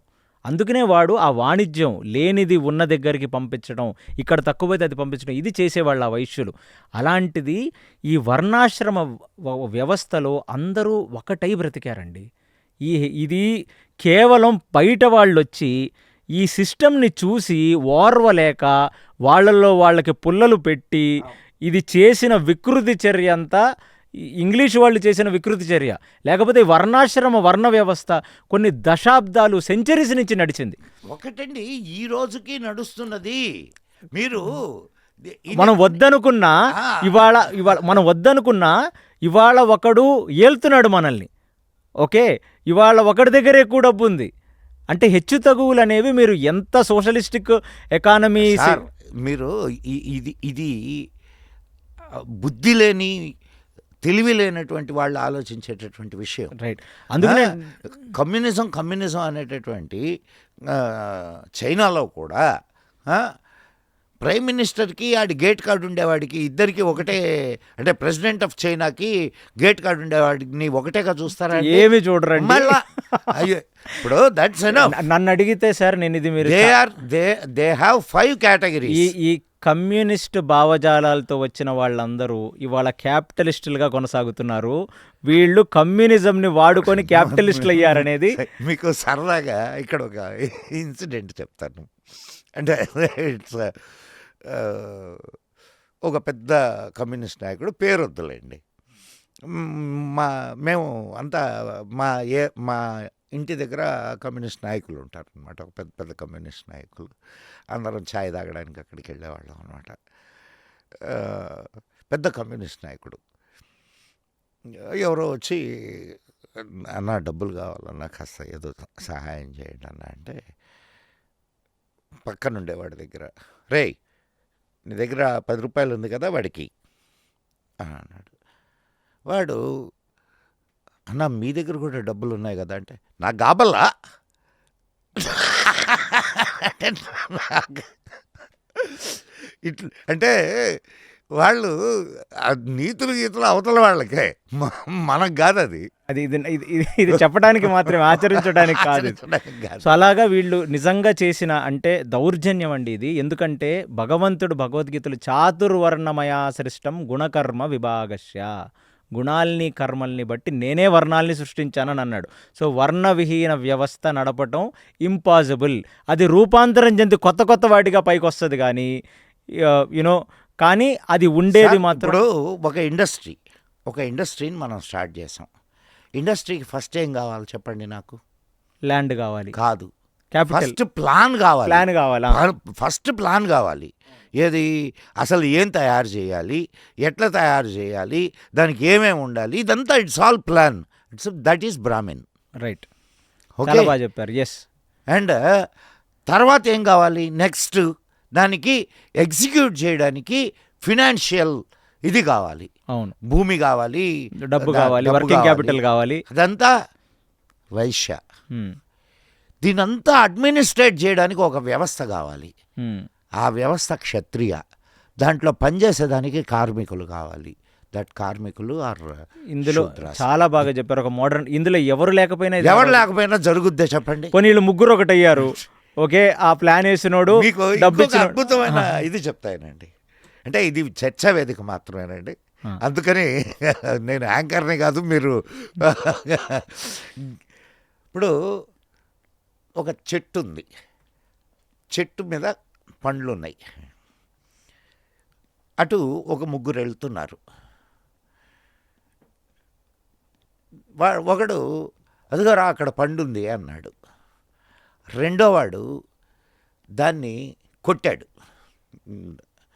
కింద పడేటట్టుగా దాన్ని కొట్టాడు. మూడోవాడు దాన్ని పట్టుకున్నాడు. వీళ్ళల్లో ఎవరు గొప్ప చెప్పండి నాకు? ముగ్గురు గొప్పే. ముగ్గురు గొప్పే. వీడు చూడకపోతే వాడు కొట్టలేడు, వాడు కొట్టేది ఉండదు, వీడు పట్టేది ఉండదు. సరే, వీడు చూశాడు, వాడు కొట్టాడు. మూడోవాడు పట్టకపోతే అది నేలపాలైపోతుంది, నిర్వీర్యమైపోతుంది, నేలపాలవుతుంది. సో వీడు కొట్టినా సరే అది నేలపాలయ్యేది. రైట్. కాబట్టి ఇక్కడ ఎవడు గొప్ప, ఎవడు ఒక కార్యం సాధింపబడింది అని అంటే ఆ కార్యంలో నేనే దీన్ని చేశాను, నేనే ఇది అనుకోవడం. అందుకనే మ్యాగ్జిమ్ గోర్కి ఆమె ఎప్పుడు మేము అని మాట్లాడుద్ది. మేము ఓ పత్రికా విలేకరు అడిగాడు, ఏమండి ఎందుకు మీరు ఎప్పుడు మేము అని మాట్లాడతారు అంటే, on this earth no work can be done without the association. Super. Yes, అందుకనే అది మేము, అది అహంకారం అనుకుంటారేమో జనాలు. మేము అనేది బికాజ్ వీఆర్ ఆల్ టుగెదర్, ఒక కంబైన్డ్ ఫోర్స్. సో ఇది అంటే మనం మాట్లాడుకున్న దాంట్లో మీరు ప్రాక్టికల్గా ఒక ఫ్యాక్టరీ ఎగ్జాంపుల్ చెప్పారు. అలాగా ఆ రోజు ఉన్న వర్ణ వ్యవస్థ ఒకళ్ళని కిందది చేసేది గాను, ఒకళ్ళని పైది చేసేది, వాళ్ళు చాలా విజ్డమ్ ఉన్న మనుషులండి. సో ఈ పాయింట్ మనం ఎక్కడ, ఈ కర్ణుడు వచ్చాడు, కర్ణుడిని ఏదో సూతకులం వాడని నెట్టేస్తే యూనో మనవాడు దుర్యోధనుడు పెద్ద సామాజిక సంఘ సంస్కరణ కౌగలించుకున్నాడు. ఇవన్నీ మోడర్న్ కమ్యూనిస్ట్ భావాలతో చెప్పిన కథలు తప్ప అక్కడ జరిగింది ఏంటంటే, first of all as a matter of information for audience, కర్ణుడు వీళ్లతో పాటే అదే గురుకులంలో ద్రోణాచార్యుడితోనే చదువుకున్నాడు. ద్రోణాచార్యుడితో సమస్తమైన అస్త్రాలని నేర్చుకున్నాడు. అస్త్రానికి శస్త్రానికి ఒక డిఫరెన్స్ ఉంది. అస్త్రం అంటే కేవలం ఒక వెపన్, ఒక గద, ఒక బాణం, ఒక కత్తి, ఒక ఉరిమిలో వాడే ఒక రకమైన కత్తి, ఇవి అస్త్రం. శస్త్రం అంటే మంత్రాధీనంతో నడిచే ఒక న్యూక్లియర్ మిజైల్ లాంటిది. అది విత్ టెక్నాలజీ, సిస్టమ్. దానికి ఎలా అయితే ఇక్కడెక్కడో ఉండి ఒకడు ఒకడు బటన్ నొక్కితే అక్కడెక్కడో న్యూక్లియర్ వెపన్ వచ్చినట్టుగా వీళ్ళకు ఒక మంత్రం అనేది వాళ్ళకి ఇస్తే దాన్ని బట్టి వాళ్ళు దాన్ని ఉపయోగిస్తే దాని ఎఫెక్టివ్నెస్ ఇంకా గొప్పగా ఉంటుంది. సో కర్ణుడు అస్త్ర విద్య ఆయన బాల్యంలో చదువుకునే అన్ని రకాల ఈ గణిత శాస్త్రం కావచ్చు, భూగోళ శాస్త్రం కావచ్చు, ఈ వేదిక్ ఆస్ట్రానమీ, వేదిక్ ఆస్ట్రాలజీ ఇవన్నీ నేర్పించిన వాడు ద్రోణాచార్యుడే. వయసు పెరిగిన తర్వాత పిహెచ్డి, పోస్ట్ డాక్ ఇట్లాంటి ఎలా చేస్తారో అలాగా ఈ అస్త్రాలు అయిపోయినాయి. ఇప్పుడు శస్త్రాలు నేర్చుకోవడానికి పరశురాముడి దగ్గరికి వెళ్తాడు. అవును. సో పరశురాముడి దగ్గరికి వెళ్ళినప్పుడు ఆయనకి ఏం చెప్తారంటే పరశురాముడు క్షత్రియ ద్వేషి, ఆయన భూమండలం తిరిగి ఉన్న క్షత్రియులందరినీ ఊచకోత కోసాడు కాబట్టి అతని దగ్గర చెప్తే ఇస్తాడు. ఎందుకంటే అతను భీష్ముడికి ఇచ్చినవాడు, భీష్ముడికి అస్త్రశస్త్రాలు ఇచ్చినవాడు పరశురాముడే. మరి భీష్ముడు క్షత్రియుడు కదా, అయినా ఇచ్చాడు కదా. అలా ద్రోణాచార్యుడికి ఇచ్చినవాడు పరశురాముడే. సో ఇది ఎవరో అతనికి చెప్పటం వల్ల వెళ్ళి అబద్ధం చెప్పి నేను భార్గవ గోత్రానికి సంబంధించిన బ్రాహ్మణ్ణని అబద్ధం చెప్పి ఆయన దగ్గర శిష్యరికం చేస్తాడు. అదే ఫస్ట్ తప్పు. అంటే గురువు దగ్గర ఏమి అబద్ధం చెప్తామండి అసలు ఫస్ట్? అంటే మీరు అతని నేచర్ ఇక్కడి నుంచి డీకోడింగ్ చేస్తూ ఉండండి. ఇక్కడ మనం అనుకునేటట్టు చిన్నప్పటి నుంచి అందరు కలిసే చదువుకున్నారు. ధృతరాష్ట్రుడు, కర్ణుడు తండ్రి, మిత్రులు, తద్వారా దుర్యోధనుడికి కర్ణుడికి మిత్రత్వం వచ్చింది గురుకులంలో, అక్కడి నుంచే ఉంది. ప్లస్ ముందు నుంచి సావాస దోషం అనేది ఒకటి ఉంటుంది. అలాగా దుర్యోధనుడితో ఉండటం వల్ల కర్ణుడి మీద ముందు నుంచి కూడా, అంటే అర్జునుడి మీద ముందు నుంచి కూడా కర్ణుడికి ఒక రకమైన జెలసీ, ఇది ప్యూర్ కట్ జెలసీ. ఎందుకంటే వాడు అస్త్రాలు బాగా వాడతాడు. అంటే ఇది కామన్ మన పిల్లల్లో. ఒక టీచర్ మాటికి ఒకడిని ముద్దులాడుతూ ఒకడు గొప్ప అంటే మిగతా విద్యార్థులకు వస్తుంది ఒక జలసి. అందులో అర్జునుడు నిజంగా ప్రతిభావంతుడు, వాడంటే జలసి. దానికి తోడు పక్కన నుంచి ఈ దుర్యోధనుడు వీళ్ళెక్కడ వచ్చారా నాయన, మా బాబాయ్ కొడుకులు ఇంట్లో చేరారు, మాట్లాడితే నా రాజ్యం దబ్బుదాం అంటున్నారు, ఇట్లాంటివన్నీ చెప్పడం వల్ల కర్ణుడు ఇంకొంత నెగిటివిటీ పెంచుకున్నాడు. ముందుకెళ్ళింది పరశురాముడి దగ్గరికి వెళ్ళాడు. అంటే మనం ఎలా ఉంటుందంటే ఇదేదో వాడు విపరీతమైన త్యాగాలు చేస్తే శాపాలేదో వాడు అంటపడ్డట్టు. వాడు త్యాగము చేయలేదు, పాడు చేయలేదు. వాడు పరశురాముడు అంటే నాకు ఒక పెద్ద గురువు గారు చెప్పింది ఏంటంటే పరశురాముడు మహారౌద్ర స్వరూపుడు. పరశురాముడి దగ్గరికి వెళ్ళి మీరు చిన్నప్పుడు కొందరు లెక్చర్స్ ఉంటారు, వాళ్ళ దగ్గరికి వెళ్ళి ఇట్లా నించోవాలంటేనే భయం వేస్తుంది, అంత రౌద్రంగా ఉంటారు. అందులో దూర్వాసుడు, పరశురాముడి కోవకు చెందిన వాళ్ళు. అలాంటి పరశురాముడిని చూడగానే వీడికి భయం వేసేసి ఏదో చెప్పాలి కాబట్టి నేను బ్రాహ్మణ్ణి అహంభో వివాదేతని చెప్పేశాడంట. ఓరే నాయన ఇలా చెప్పెట్టుకొని పరశురాముడు త్రికాలజ్ఞాని, ఆయనకి తెలీదా ఇవన్నీ? సరే అని చెప్పి అన్ని శస్త్రాలు నేర్పించాడు ఆయనకి. శస్త్రాలు చాలా ఇంపార్టెంట్. అంటే అస్త్రం అనేది కేవలం ఉపయోగించవచ్చు, కానీ దానికి శస్త్రం తోడైతేనే అది మిజైల్ అవుతుంది. అప్పుడు నేర్పించిన తర్వాత మళ్ళీ అక్కడ ఇంకొక చమత్కారం ఏంటంటే ఒక పురుగు వచ్చింది. ఆ పురుగు కర్ణుడు తొడని కుట్టింది. ఆయన తొడ మీద పడుకొని ఉన్నాడు గురువు. రక్త ప్రవాహం జరిగింది. ఆ రక్త ప్రవాహం గురువు గారికి తగిలింది.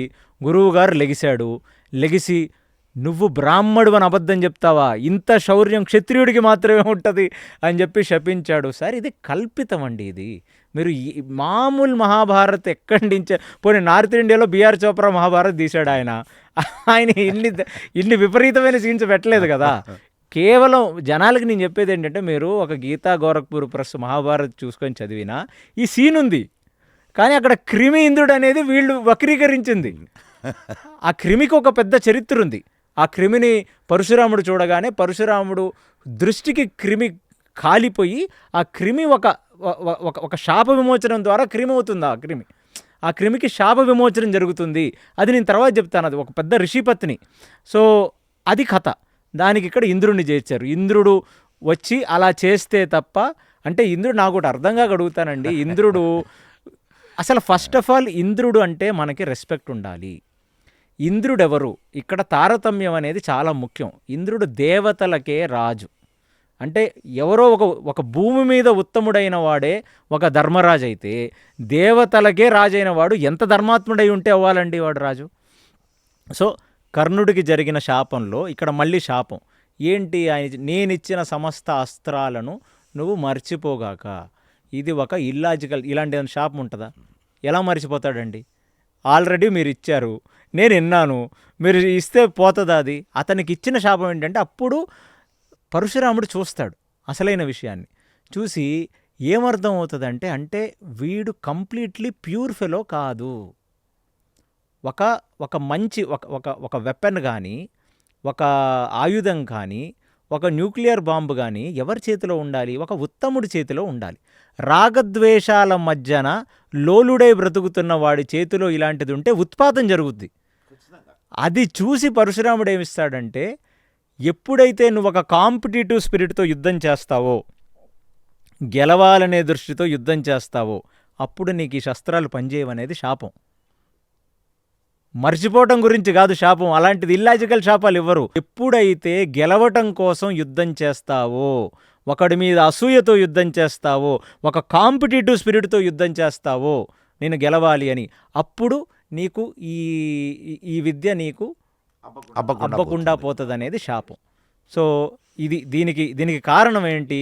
ఇక్కడ కర్ణుడు ఔన్నత్యం ఏమీ లేదు, చూడగానే ప్యాంటు తడిపేసుకొని అబద్ధం చెప్పడం వల్ల గురువుగారి దగ్గర అబద్ధం చెప్పాడు కాబట్టి అందులో పరశురాముడు ఇచ్చిన శాపం ఇది అయిపోయింది. కుమార విద్యా ప్రదర్శన నెక్స్ట్. అసలు కుమార విద్యా ప్రదర్శనలో అక్కడ డైలాగు ఇది చెప్పేది, నువ్వు ఏ కులము అనేది అసలు కుల ప్రస్తావనే లేదు అక్కడ. అసలు అక్కడ జరిగేది ఏంటంటే, నీకున్న అర్హత ఏంటి కుమార విద్యా ప్రదర్శనలో పాల్గొట. అసలు first of all convocation ceremony ఎందుకు పెడతారు? కాన్వకేషన్ సెరమనీ ఒక ప్లేస్లో చదువుకున్న తర్వాత ఒక కోటు గీటు టోపీ గీపి వేసి అందరి ముందు పెట్టి ఇది పెడతారు కదా. ఇది కుమార విద్యా ప్రదర్శన అనేది ఒక కాన్వకేషన్ సెరమనీ. ఇది ఎందుకు చేస్తారయ్యా అంటే, కురు సామ్రాజ్యానికి నెక్స్ట్ వారసులు వీళ్లే. ఇలాంటి ఒక రాజులు వాళ్ళ అస్త్ర విద్యలు శస్త్ర విద్యలు ఇది ఎలాంటిదని మనం అర్థం చేసుకోవాలంటే, మనకి నేవీ డే జరుగుద్ది. విశాఖపట్నంలో ఎయిర్ ఫోర్స్ డే అని చెప్పి బీచ్లో విన్యాసాలు చేస్తుంటారు వాళ్ళు వచ్చి. అవన్నీ ఎందుకు చూపిస్తారు? సామాన్య జనాలకి ఎందుకు చూపించాలి? మనం ఇప్పుడు ఇండిపెండెన్స్ డే, రిపబ్లిక్ డే పెరేడ్లో పెద్ద పెద్ద మిజైల్స్ తీసుకెళ్తుంటారు, బ్రహ్మోస్. ఇది ఎందుకు చూపిస్తారు? అసలు you are secured by us. ఈ దేశం నీకు భద్రత ఇస్తుంది.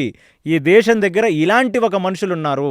ఒక ఆర్మీ వాళ్ళందరూ మార్చ్ చేసుకుంటూ నడుచుకుంటూ వెళ్తే వాళ్ళని చూస్తే అక్కడ ఉన్న ప్రజలకి ఇలాంటి వాళ్ళ చేత మేము పాలింపబడుతున్నాము, మేము ప్రశాంతంగా ఇంట్లో ఉన్నాము అంటే రాలా మీదలో దిండు పెట్టుకొని ప్రశాంతంగా మడుకోవచ్చు, ఈ దేశం మీదకి ఎవడొచ్చినా అనే ఒక కాన్ఫిడెన్స్ క్రియేట్ చేయటం కోసం చేసేది ఈ కుమార విద్యా ప్రదర్శన.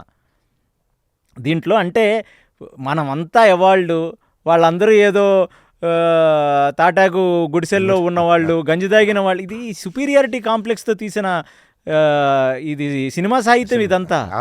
అసలు ఆ కుమార విద్యా ప్రదర్శనలో కృపాచార్యుల వారు వాళ్ళని అడిగేది, వీడికి అర్జునుడికి ఒక బాధ్యత ఉంది. ఏమిటి అది?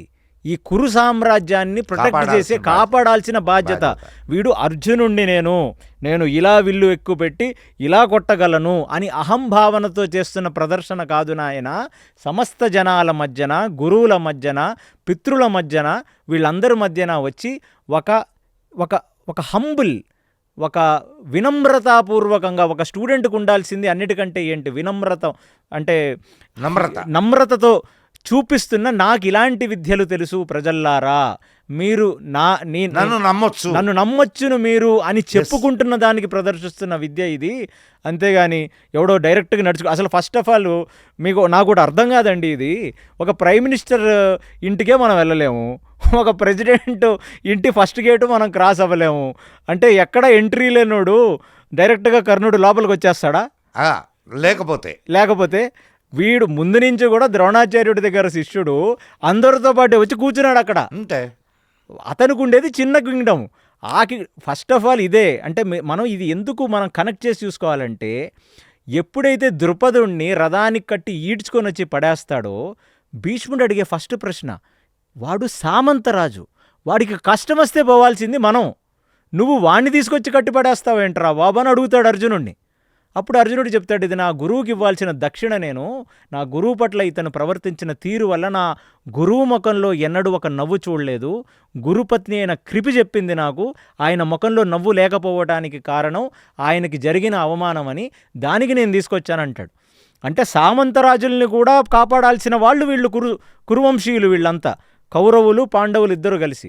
సో ఈ కర్ణుడిది ఏముంది, ఒక చిన్న రాజ్యం. ఆ చిన్న రాజ్యానికి ఏమన్నా వీళ్ళు ఉన్నారు కదా కాపాడటానికి.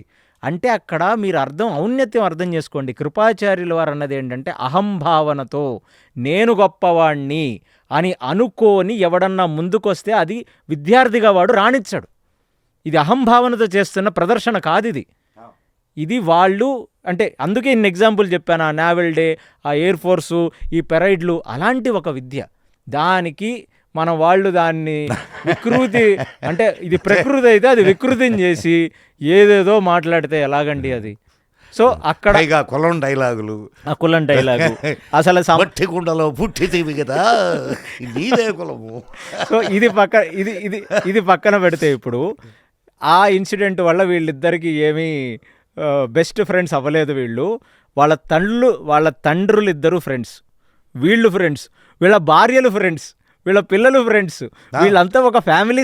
ఇది ఒక ఫ్యామిలీ ఫ్రెండ్స్ వీళ్ళంతా, ఫ్యామిలీ ఫ్రెండ్స్ వీళ్ళు. తండ్రులు, తాతలు, పిల్లలు, మనవాళ్ళ వరకు ఫ్రెండ్స్ అయ్యారు వీళ్ళంతా కలిసి. ఇది సో అది కూడా పచ్చి అబద్ధం. అతనికి మామూలుగానే ఒక రాజ్యాధికారం ఉంది. అర్జునుడు అంటే దుర్యోధనుడు చేసిన ఒక ఫ్రెండ్షిప్తో చేసింది. ఇన్ని సంవత్సరాలు ఉన్నాడు కదా, మరి ఫ్రెండ్కి ఆమాత్రం చేయడా, ఒక రాజ్యం ఇచ్చాడు అంతే. దానికే ఉంది, వాడు ఆల్రెడీ ఉంది రాజ్యం, దాన్ని ఇంకొంచెం ఎక్స్టెండ్ చేస్తుండొచ్చు. అది కూడా మీకు ఒక చమత్కారం చెప్పనా అండి. అంగరాజ్యం అనేది ఇవాళ బంగాల్, బీహార్, కళింగ. సో ఆ వంగరాజ్యం అనేదే ఇవాళ అంగరాజ్యం. ఆ రోజు అతనికి ఇచ్చింది. ఆ బెంగాలు, ఆ బీహారు, ఆ మగధ సామ్రాజ్యం పక్కనున్నవన్నీ పాలించేవాడు కర్ణుడు. దౌర్భాగ్యం ఏంటంటే సూర్యవంశీయులైన వాళ్ళు కొందరు రాజులు అక్కడ ఉండటం వల్ల వాళ్ళు కూడా కౌరవుల పక్కన పోరాడాల్సి వచ్చింది, కర్ణుడు రాజు కాబట్టి. ఎందుకంటే జనక్పూర్ ఇవన్నీ అక్కడి నుంచే. అవును అక్కడ అంటే అంటే రాముడు వంశంలో పుట్టిన కొందరు కౌరవుల తరపు నుంచి పోరాడారు. అవును. సో అలాగా కర్ణుడిది ఇక్కడ అయిపోయింది. సో ఇక్కడ ఈ ఫ్రెండ్షిప్కి మనం డీకోడింగ్ చేసాం. ఇప్పుడు నెక్స్ట్ ఇతను పాపాలు. ఇక పాపాలంటే పాపాలు అన్నాను. ఈ శాపాల మీద అతని మీద విపరీతమైన సింపతి. ఏం శాపం? పరశురాముడు శాపం. ఆ శాపం చెప్పాం. అది అతను అబద్ధం చెప్పి విద్య నేర్చుకున్నాడు. అంటే పరశురాముడు క్షత్రియులకి నేర్పించడా అని అడుగుతారేమో. భీష్ముడికి నేర్పించిన వాడు పరశురాముడే. అంటే పాత్రత ఉంటే నేర్పిస్తాడు పరశురాముడు, ఎవడికి పడితే ఆడికి వచ్చి నేర్పించడు. సో అది శాపం కాదు. పాయింట్ నెంబర్ 1, ఆయన చేసిన తప్పుకి ఆయన ఇచ్చింది. ప్లస్ మంచిదే ఇచ్చాడే. నువ్వు ఎవరినైనా చంపాలని ఎందుకు? ధర్మాధర్మాలు తెలుసుకొని ప్రవర్తించాలి. మీరు నాకు నచ్చలేదని చెప్పి నేను ఆ అస్త్రం ఈ అస్త్రం తీసి వేసేస్తారంటే ఎట్లా కుదురుద్ది? నేర్పించిన వాడు ఎవడా నీకు నేర్పించి అలా చేస్తే ఇప్పుడు కూడా ఎవడా నీకు నేర్పించింది అంటారుగా. ఆ పేరు పరశురాముడికి ఎందుకు? దిగ్గజాలని తయారు చేసిన వాడు, అందుకే ఇచ్చాడు ఆ శాపం. సో ఇక్కడ లేదు. రెండోది కవచ కుండలాలు.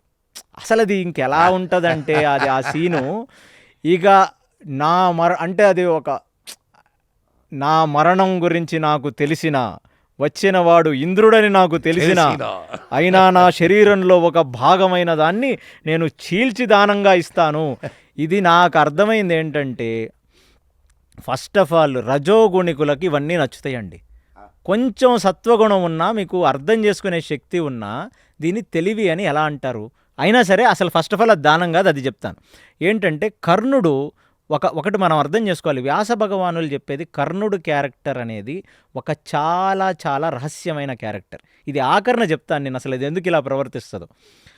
సూర్యోపాసన చేస్తాడు నిత్యం. తండ్రి ఆదేశాల ప్రకారం తండ్రి ప్రొటెక్ట్ చేస్తుంటాడు. మీ తండ్రి అన్నా మీకు కనబడ్డేమో 2 నిమిషాలు, అతని తండ్రి తలపైనే ఉంటాడు 24 గంటలు. సో తండ్రి అందుకనే సూర్యోపాసన చేస్తాడు అతను.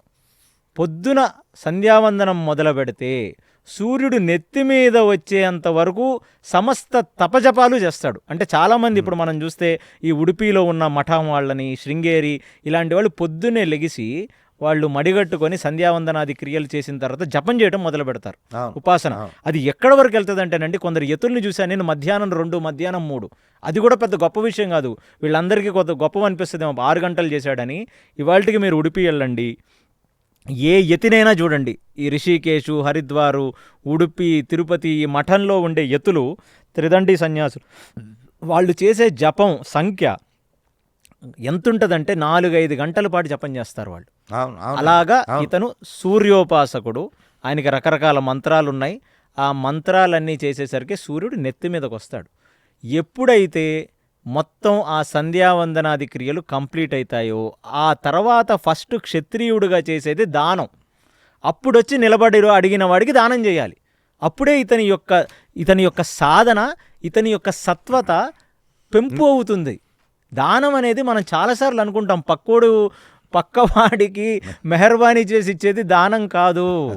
దానం అనేది నీ యొక్క సత్వత పెరగటానికి, నీ యొక్క ఆయుష్ పెరగటానికి, నీ యొక్క ఉపాసనా శక్తి, సాధనా శక్తి పెరగటానికి చేసేదే దానం. అందుకనే సాత్వికులు మాత్రమే దానం చేస్తారు, రాజసికులు తామసికులు దానం చేయరు. అలాంటిది ఆ రోజు జరిగిందేంటి, సూర్యుడు ఉపాసనలో వచ్చి చెప్పేశాడు, ఇవాళ నీ దగ్గరికి ఇంద్రుడు వస్తాడు, దానం అడుగుతాడు, నువ్వు ఇవ్వద్దు అని. అప్పుడు కర్ణుడు చెప్పేదేంటి, నేను సూర్యోపాసన చేసిన తర్వాత ఎవరొచ్చి ఏది అడిగినా నేను ఇచ్చేస్తాను, నేను ఇవ్వాలి, అప్పుడే నన్ను ఫలిస్తుంది. తండ్రివి నువ్వు అలా చెప్తే ఎలాగా అని. అప్పుడు సూర్యుడు ఏం చెప్తాడో తెలుసా అండి, సరే ఓ పని చేయి, దానం అడుగుతాడు, నువ్వు ఇచ్చేయి. ఇచ్చిన తర్వాత ఇంద్రుడు విపరీతంగా మురిసిపోతాడు నీ యొక్క ఔన్నత్యాన్ని చూసి. నీకేం కావాలో కోరుకోమంటాడు. ఎందుకు? దేవతలు భిక్ష పెడితే మనం బ్రతుకుతామండి. గాలి వస్తే గాలి పీలుస్తారు మీరు, వాయుదేవుడు అనుగ్రహం లేకపోతే 2-3 నిమిషాల మీద బ్రతకరు మీరు, అలా అగ్ని లేకపోతే మీరు అసలు తినలేరు. అలా దేవతలు అందరూ కూడా ఇంద్రుడు ఆధీనంలో పనిచేస్తేనే బ్రహ్మాండమే నడుస్తుంది. సూర్యుడు స్ట్రైట్గా ఒక రోజు 6 గంటలకు, ఒక రోజు 7 గంటలకు రాడు కదా, కాలం మారే కొద్దీ ఆయన సమయానికి వచ్చేస్తుంటాడు అతను. అలాంటిది ఇంద్రుడు విపరీతమైన ధార్మికుడు, నీకేం కావాలని అడుగుతాడు. అడిగినప్పుడు మాత్రం వాసవి శక్తి అని ఇంద్రుడి దగ్గర ఒక గొప్ప శక్తి ఉంటుంది. ఆ వాసవి శక్తి నువ్వు అడుగు. ఆ వాసవి శక్తి ఎలాంటిదంటే ఎవడి మీద వేస్తే వాడు చచ్చిపోవాల్సిందే. అది కాదనలేడు ఇంద్రుడు. ఎందుకు కాదనలేడు ఇక్కడ? ఎందుకంటే నువ్వేదో ఆయన నీ దగ్గర తీసుకుంటున్నాడు కాబట్టి నువ్వు అడిగింది ఆయన ఇవ్వాలి. ఈ లాజిక్ చెప్తాడు. ఈ లాజిక్ చెప్తే ఇక కర్ణుడు మామూలుగా మురిసిపోడు. కవచ కుండలాలు ఉంటే అతనికి మాత్రమే ప్రొటెక్షన్, అంటే ఏదన్నా వేస్తే దిగదు అంతే. కానీ శక్తి ఉంటే అర్జునుడిని ఇలా వేసేయచ్చు ఒక క్షణంలో. అర్థమైందా మీకు ఇక్కడ కూడా? అంతే. సో వీడి టార్గెట్ అర్జునుడు. అవును.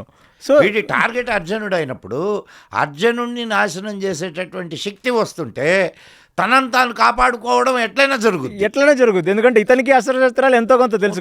కవచ కుండలాలు కేవలం ఒక ఆర్మర్ మాత్రమే కదా. అప్పుడు అతను అడిగేది ఏంటంటే, మరి కవచ కుండలాలు ఇస్తే మరి నా శరీరంలో ఒక భాగము నాకు గాయాలు అవుతాయి కదా అంటే, ఇంద్రుడు చెప్తాడు నువ్వు ఇచ్చిన తర్వాత ఆ గాయాలు మానిపోతాయి అని. అప్పుడు కోసి కవచ కుండలాలని మొత్తం వీటిని కోసి ఇవ్వగానే ఇంద్రుడు అతనికి వాసవి శక్తి ఇస్తాడు. అక్కడ యాక్చువల్లీ కర్ణుడి యొక్క లెవెల్ ఇంకా పెరిగింది. ఎందుకంటే కర్ణుడికి వాసవి శక్తి వచ్చింది. తద్వారా కావాలనుకుంటే అర్జునుడిని 2 నిమిషాల్లో చంపేయగలడు. ఇది ఒక మేజర్ పాయింట్. అండ్ రెండోది, ఈ వృత్తాంతం ఎప్పుడు జరిగింది? ఈ వృత్తాంతం ఏమి యుద్ధం జరిగే 4 రోజుల ముందు జరగలేదు. పాండవులు అరణ్యవాసానికి వెళ్ళక ముందు ఎప్పుడో జరిగింది ఈ వృత్తాంతం.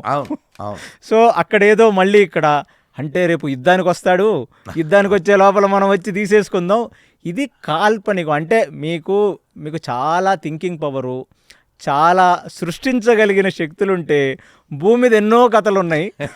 అంటే ఇది ఒకటండి, ఒక చమత్కారం ఏంటంటే కాళిదాసు కూడా గొప్ప సాహిత్యాన్ని రాశాడు. ఆయన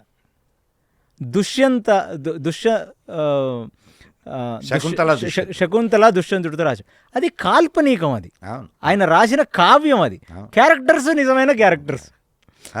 అంటే కావ్యశాస్త్రం అనేది అక్కడి నుంచి ఉంది. నీకు బాగా తెలివి ఎక్కువైతే నువ్వు సృష్టించగలిగితే కాళిదాసులాగా ఏమన్నా సృష్టించాలి. మన వాళ్ళు అంటుంటారు కాళిదాస్ కవిత్వం కొంత అయితే మన వాళ్ళ పైత్యం కొంత అని డైలాగే అంటే ఆయన అంటే సాక్షాత్తు కాళికాదేవి అనుగ్రహం. ఆయన కావ్యశాస్త్రంలో అద్భుతాలు సృష్టించాడు. అంటే చేసే అద్భుతం ఎలా ఉండాలి?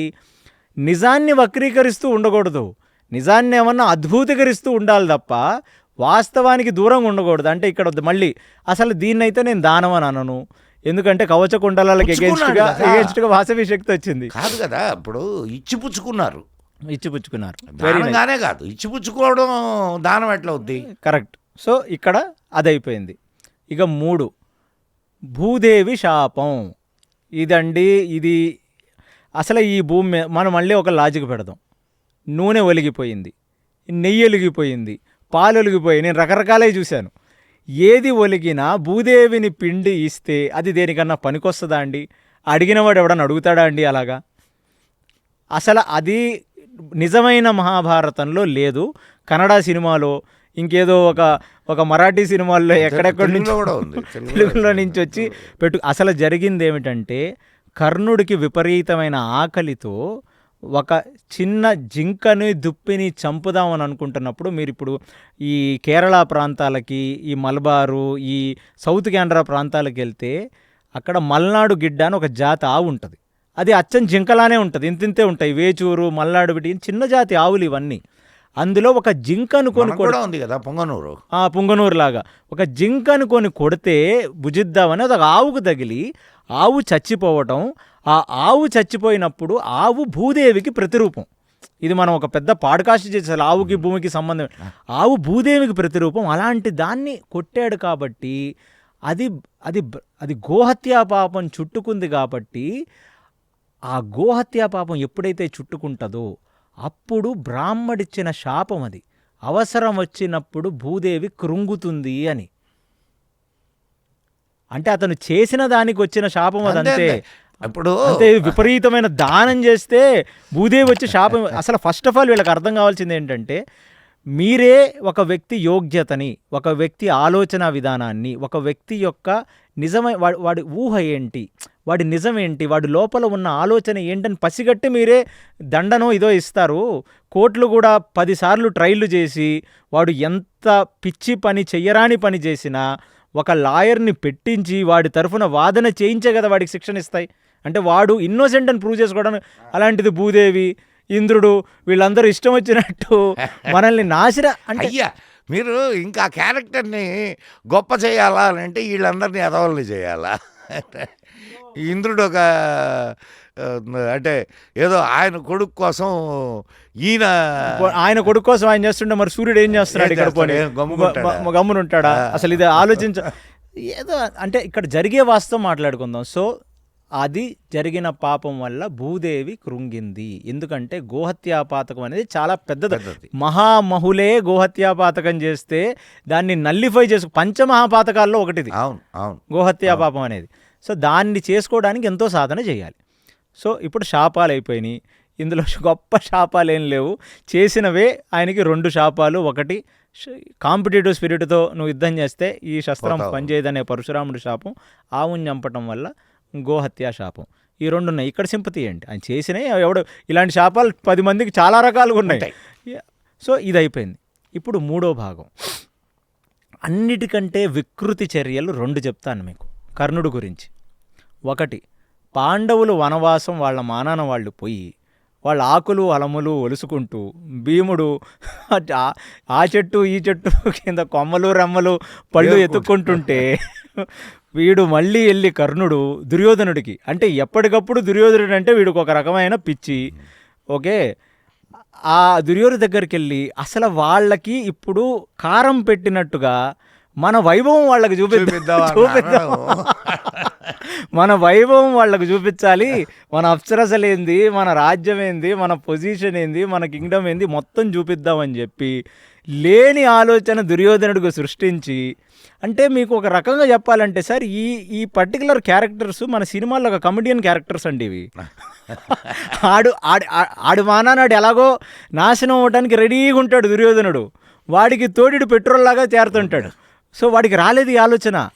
అయినా సరే నువ్వు చెప్పింది రైటు, మనం పోయి అక్కడ టెంట్లు వేసుకొని అక్కడ డ్యాన్సులు గీన్సులు బార్బిక్యూలు వేసుకొని ఫుల్గా ఎంజాయ్ చేస్తుంటే, ఆల్రెడీ అది ఒక నదీ తీరం, అక్కడ కొందరు గాంధర్వులు పాపం వచ్చి వాళ్ళ స్నానాలు వాళ్ళు చేసుకుంటుంటే ఈ వేస్ట్ ఫెలో వాడిని గెలికి అక్కడ అమ్మాయిని పట్టుకుంటే, చిత్రరథుడు అతని పేరు, గాంధర్వుడు పేరు చిత్రరథుడు, పోయి చిత్రరథుడికి విపరీతమైన కోపం వస్తుంది. ఏమైనా లేఖి వదవే అంటే మనిషివా పశువా, నువ్వు అది ఓకే అంటే దాని మీద చెయ్యేస్తే నీకు అర్థం ఉంది, అదే వద్దు వద్దంటే పోయి చెయ్యేస్తావా నువ్వు అని చెప్పి దుర్యోధనుడిని కట్టేసి పిచ్చి కొట్టుడు కొడతారు వీళ్ళు. అప్పుడు కొట్టినప్పుడు ఏం జరుగుతుంది, ఒక భీకర యుద్ధం జరుగుద్ది. ఎవరికి? అప్పుడు మళ్ళా భీముడే కదా వచ్చి, భీముడు అర్జునుడు వస్తారు. కానీ ఇక్కడ ఇక్కడ ఈ ఎపిసోడ్ చూడండి, ఇలాంటిది ఒకటి జరిగితే వాళ్ళతో మళ్ళీ యుద్ధం చేస్తాడు. యుద్ధం చేసినప్పుడు మళ్ళీ మీరు కర్ణుడిని చూడండి, అంత శూరవీర పరాక్రముడు వంతుడు కదా వీడు, ఓడిపోయి పారిపోతాడు. అవును. చిత్రరథుడి దగ్గర నుంచి వాడు జంపు, వీడిని కట్టేసి నిలబెడతారు. నిలబెడితే అది బిఆర్ చోప్రా ఇది మహాభారత్లో భలే చూపిస్తారు. అది వాడు అరుస్తుంటాడు, నన్ను వదిలేయండి నన్ను వదిలేయండి అంటే, అప్పుడు అది ఈ మాట చేరి దుర్యోధన మన ధర్మరాజు దగ్గరకు వస్తుంది. ధర్మరాజు యొక్క ఔన్నత్యం చూడండి. ఇమీడియట్లీ వాడు ఎవరో కాదు, మన కురు సామ్రాజ్యంలో మూలం వాడు. మనం వాసంలో అరణ్యం పాలయ్యాం మనం. వాడు పోతే అక్కడ చూసుకునేవాడు ఎవడు, కాబట్టి వాడిని విడిపించండిరా అని భీముడికి అర్జునుడికి అడిగితే, అప్పుడు అర్జునుడు అడుగుతాడు, ఇంత గతి పట్టించాడే మనల్ని. అప్పటికీ ద్రౌపది వస్త్రాపరణ ఘటన జరిగిపోయింది, వాళ్ళు కకావికలు లోపల మామూలుగా లేరు వాళ్ళు. అలాంటిది అర్జునుడు అడుగుతాడు, ఇంత జరిగిన తర్వాత కూడా అన్నా నువ్వు వాడిని వేసేయని, ఆ గాంధర్వులు వాళ్ళు చూసుకుంటారులే. కాగల కార్యం గంధర్వులు తీర్చారని అంటారు చూడండి, ఆ సామెత ఇక్కడ వచ్చింది. ఇది బాగుంది. సో గాంధర్వులు తీరుస్తారులే అంటే, బయట వాళ్ళకి మనం 105 వాళ్ళ మనమా అనుకున్నప్పుడు వాళ్ళు 100 మంది, మనం 5. ఇది ఒక ఫేమస్ డైలాగ్. అది చూడండి అతని ఔన్నత్యం. సో అలాంటిది మనం 105 ఇక్కడ, గాంధర్వులు బయట వాళ్ళు అని చెప్పి వాళ్ళని పంపిస్తే వాళ్ళు వచ్చి భిక్ష పెడితే తప్ప వీడికి బ్రతుకులేదు. ఇంకా విచిత్రమైన విషయం ఏంటంటే, ఇన్నిసార్లు ఇప్పుడు ఉత్తర గోగ్రహణం అప్పుడు దెబ్బతిన్నాడు, అండ్ గంధర్వుడి చేతిలో దెబ్బతిన్నాడు. ఇక వాడు ఎక్కడ గెలిచినట్టు? వాడిని నమ్ముకొని వీడు, అంటే ఏదో చెప్తారు చూడు, గుడ్డివాడిని నమ్ముకొని కుక్కతోక పట్టుకొని గోదావరి ఈదటం అనేది, కర్ణుడిని నమ్మి కురుక్షేత్రానికి వెళ్ళటం ఒకటే. ఇది సూపర్ అండి, ఇది హైలైట్. ఇది ఎందుకంటే అసలు ఫస్ట్ ఆఫ్ ఆల్ అన్నం ఉడికిందో లేదో ఒక మెతుకుతో తెలుసుకోవాలి. వీడు అసలు అంటే అక్కడ కూడా ఒక చమత్కారం. అంటే నేను మీకు మామూలుగా తాత్విక దృష్టితో చెప్తాను, కర్ణుడు నిజంగా అంత మూర్ఖుడేం కాదు, కానీ ఆ గాంధర్వులు చేసే విన్యాసాలకి, గాంధర్వులు వేసే బాణాలకి మళ్ళీ వీడు ఈక్వానిమిటీ కోల్పోతాడు. మళ్ళీ వాడిని వేద్దామని వాళ్ళు ఒక స్పిరిట్ వస్తుంది, గెలుపలే ఒకటి వస్తే వీడు గెలవడిగా. అసలు అక్కడ మెయిన్ ఒకటే అండి, గెలవటానికి యుద్ధం చేస్తే కర్ణుడు గెలవడండి, అది శాపం. ఆ కాంపిటేటివ్ స్పిరిట్ అంటే మళ్ళీ జనాలు ఏదో దాన్ని తప్పుగా, ధర్మంగా గెలిచి నేను తప్పని ఒప్పుకుంటాను. ధార్మిక యుద్ధంలోనే శస్త్రాలు పనిచేస్తాయి. ఎప్పుడైతే అవతల వాడిని చంపడానికే యుద్ధం చేస్తాడో అప్పుడు శస్త్రాలు పనిచేయవు. అంటే మీకు దీని అర్థమైంది, వాడు ధర్మం కోసం కాదు, ఎదుటివాడిని చంపడానికి చేస్తున్నాడు. అది అధర్మమైనా ధర్మమైనా ఇట్స్ అక్కడ ధర్మాధర్మాల ఇది కాదు, అది కాదు. అందుకనే పరశురాముడికి అది తెలిసే అంత, పరశురాముడు స్వయం నారాయణ, ఆయనకు తెలిసే వీడికి ఇలాంటి విద్య ఇచ్చి వీడికి తిరగాసి పెట్టాడు. అక్కడ కూడా ఏంటి అంటే అధార్మికంగా గంధర్వుడిని, చిత్రరథుడిని చంపడానికి యుద్ధం చేశాడు, ఓడిపోయాడు. పారిపోతే అంటే ఆ రాత్రి, అంటే ఇది నేను చెప్తుంది మధ్వాచార్యుల వారు చెప్తారు, ఆ రాత్రి ఏం జరిగిందంటే అసలు దుర్యోధనుడిని గాంధర్వులు వదిలేసి వెళ్తే, అంటే దుర్యోధనుడిని చూడండి మీరు, వాడిలో ఉన్న అహంకారానికి పరాకాష్ట. వాడు నేను అర్జునుడు భీముడు ఇచ్చిన జీవితం నాకు వద్దు, నేను ఇదే గంగానదిలో దూకి నేను చచ్చిపోతానంటాడు వాడు. అలాంటి పొద్దునే లెగ్గానే పదండ్రా ఇంకెళ్దాం ఇంటికని రెడీ అయిపోతాడు. చాలా ఆశ్చర్యపోతారు మనుషులు. అంటే కొన్ని సినిమాల్లో ఉంటాయి చూపించడానికి, వాడు ఏదో బురదలో పడేస్తే హీరో సినిమా అంతా బురద వేసుకొని తిరుగుతాడు, ఎవడో అరగుండు కొట్టిస్తే అలా. ఇక్కడ ఇప్పుడు అది పాత్ర చిత్రణ. ఇప్పుడు వాళ్ళ ఒక్కొక్కడి క్యారెక్టర్ని ఎవడు ఎటువంటి వాడు అనేది, ఇప్పుడు నిజంగా మానధనుడు అయితే వాడు, అంటే వీళ్ళు చెప్తుంటే మానధనుడు వాడు గొప్ప ఇది అది నిజంగా మానధనుడు అయితే చచ్చేవాడు. అంటే ఇక్కడ అదే అసలు యాక్చువల్లీ దుర్యోధనుడుకున్న అహంకారానికి వాడు బ్రతకకూడదు ఆ ఇన్సిడెంట్ తర్వాత. ఎందుకంటే ప్రాణభిక్ష పెట్టారు. ఎవరు పెట్టారు? ఎవరైనా ఎవరినైతే వీళ్ళు సంపాలని అనుకున్నారో చిన్నప్పటి నుంచి, ఎవరు భార్యనైతే తీసుకొని వచ్చి వికృతంగా అక్కడ బట్టలు వలిసి వేశారో వాళ్ళు వచ్చి కాపాడిన తర్వాత ఇంకా నువ్వు బ్రతకూడదు. కానీ అక్కడ ఒక వింత జరిగింది. అంటే నిజంగా ఆ చిత్రరథుడు ఘటన తర్వాత వీడు చచ్చిపోతాడని అనుకున్నారు 99 మంది కౌరవ తమ్ముళ్ళందరూ కూడా. కాబట్టి పొద్దున లెగ్గానే అన్ని ప్లస్ ఇంకొకటి, స్నేహితుడు పారిపోయాడు. ఎవడైతే నిలబడతాడు అనుకున్నాడో వాడు లేడు. అంటే ఆ రాత్రి ఏం జరిగిందంటే అక్కడ అసలైన మూలం ఉంది ఒకటి. ఆ రాత్రి వాడి కలలోకి సమస్త దానవులు వస్తారు.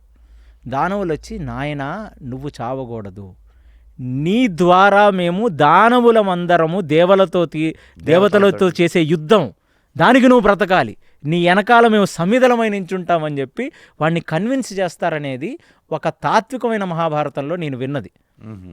ఒక గొప్ప ఆచార్యుడు రాశాడు ఇలాగా. అందుకనే వాడు లెగిసి వాడు మర్చిపోయి వెళ్ళిపోతాడు. ఇది ఒక ఘటన చూడండి. ఇక్కడ కర్ణుడి యొక్క వాడు అంత పరాక్రమవంతుడు అయితే ఒక చిన్న గాంధర్వుడి చేతిలో ఓడిపోతాడు, పారిపోతాడు. ఇది పాయింట్ నెంబర్ 1. రెండవది, ఇంకా కర్ణుడు చేసే ఒక నికృష్టపు నీచపు చర్య ఏమిటంటే, వాడి మానానవాడు అంటే ఒక బ్లంట్ సామాజికమైన లాంగ్వేజ్లో కూర్చుంటే పేకాడుకుందామనే ఉంది. అంటే జూదంలో వాళ్ళని ఓడిద్దామనే ఆలోచన ఉంది కర్ణుడికి, దుర్యోధనుడికి. అంతకంటే ఎక్కువ ఆలోచన లేదు. వాడు ఒక ఇన్సెక్యూర్ ఫెలో, రాజ్యం జోలికి రాకపోతే చాలు వాడు. అలాంటిది ఓడిపోతే అసలు ద్రౌపదిని తీసుకురమ్మన్నది ఎవరు?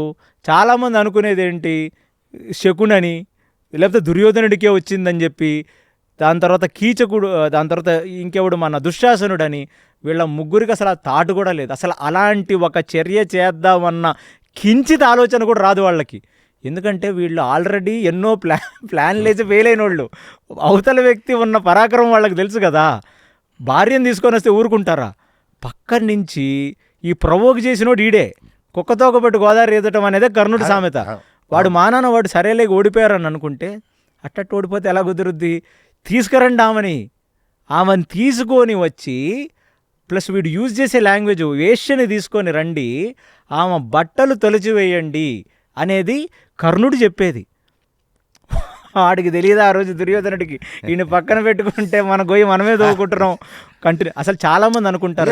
ఇప్పుడు కొన్ని క్యారెక్టర్స్ ఉంటాయండి. మనం వ్యాసుడు ఏం తక్కువ వాడు కాదు. ఆయన లోకంలో ఉండే క్యారెక్టర్స్నే అక్కడ పెట్టాడు. మీరు చూడండి. అందుకనే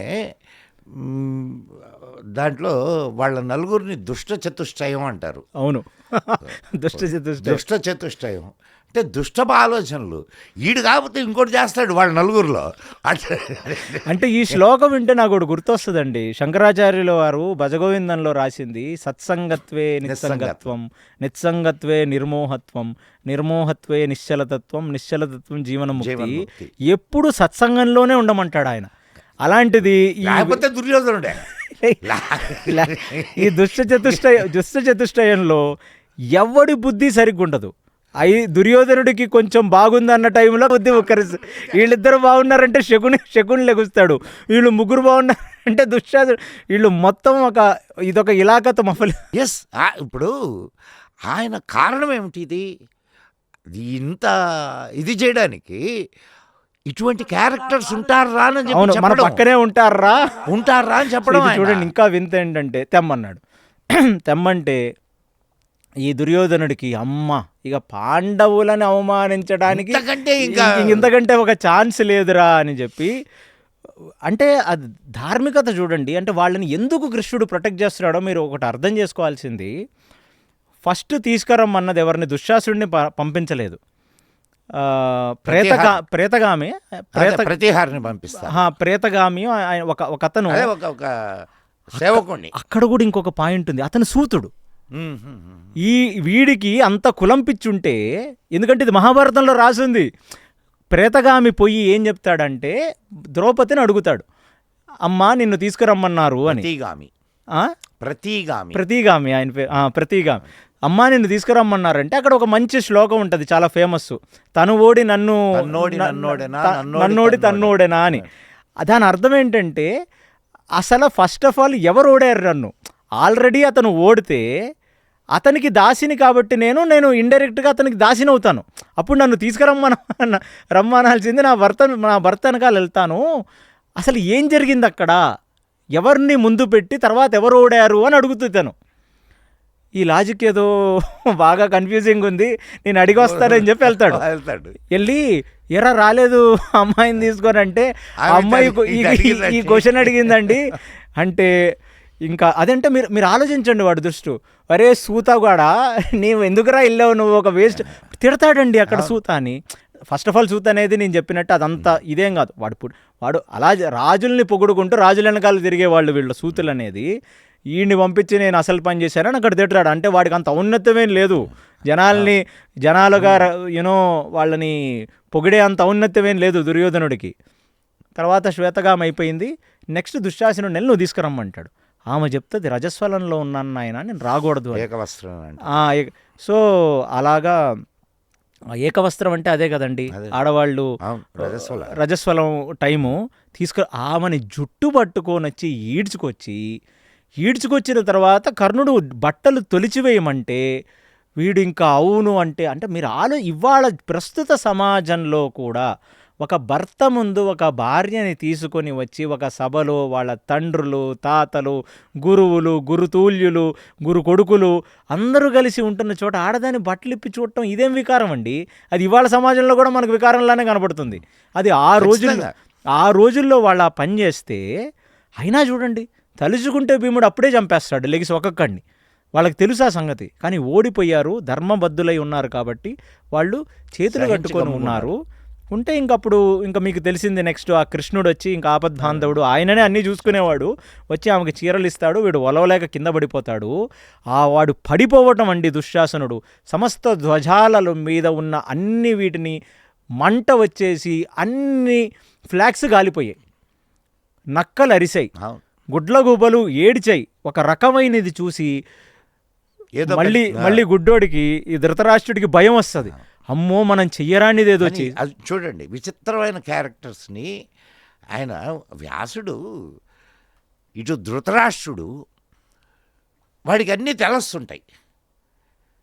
ఇది జరగబోయేది అన్నీ చెప్తుంటారు. ఇప్పుడు అటు తమ్ముడు ఈయన ఇది పాండురాజు కాదు, ఇంకొక ఆయన ఉన్నాడు కదా విదురుడు చెప్తుంటాడు, సంజయుడు చెప్తుంటాడు. అవునవును, ఆయన కళ్ళు లేవనే మాట, కానీ పక్కన అందరూ గొప్ప వాళ్ళని పక్కన పెట్టుకుంటాడు. కానీ అయినా సరే తన బుద్ధిని పోగొట్టుకోడు. విపరీతమైన పుత్రవాత్సల్యం. అంటే ఇక్కడ మనం మీరు పుత్రవాత్సల్యంతో ఆగకండి.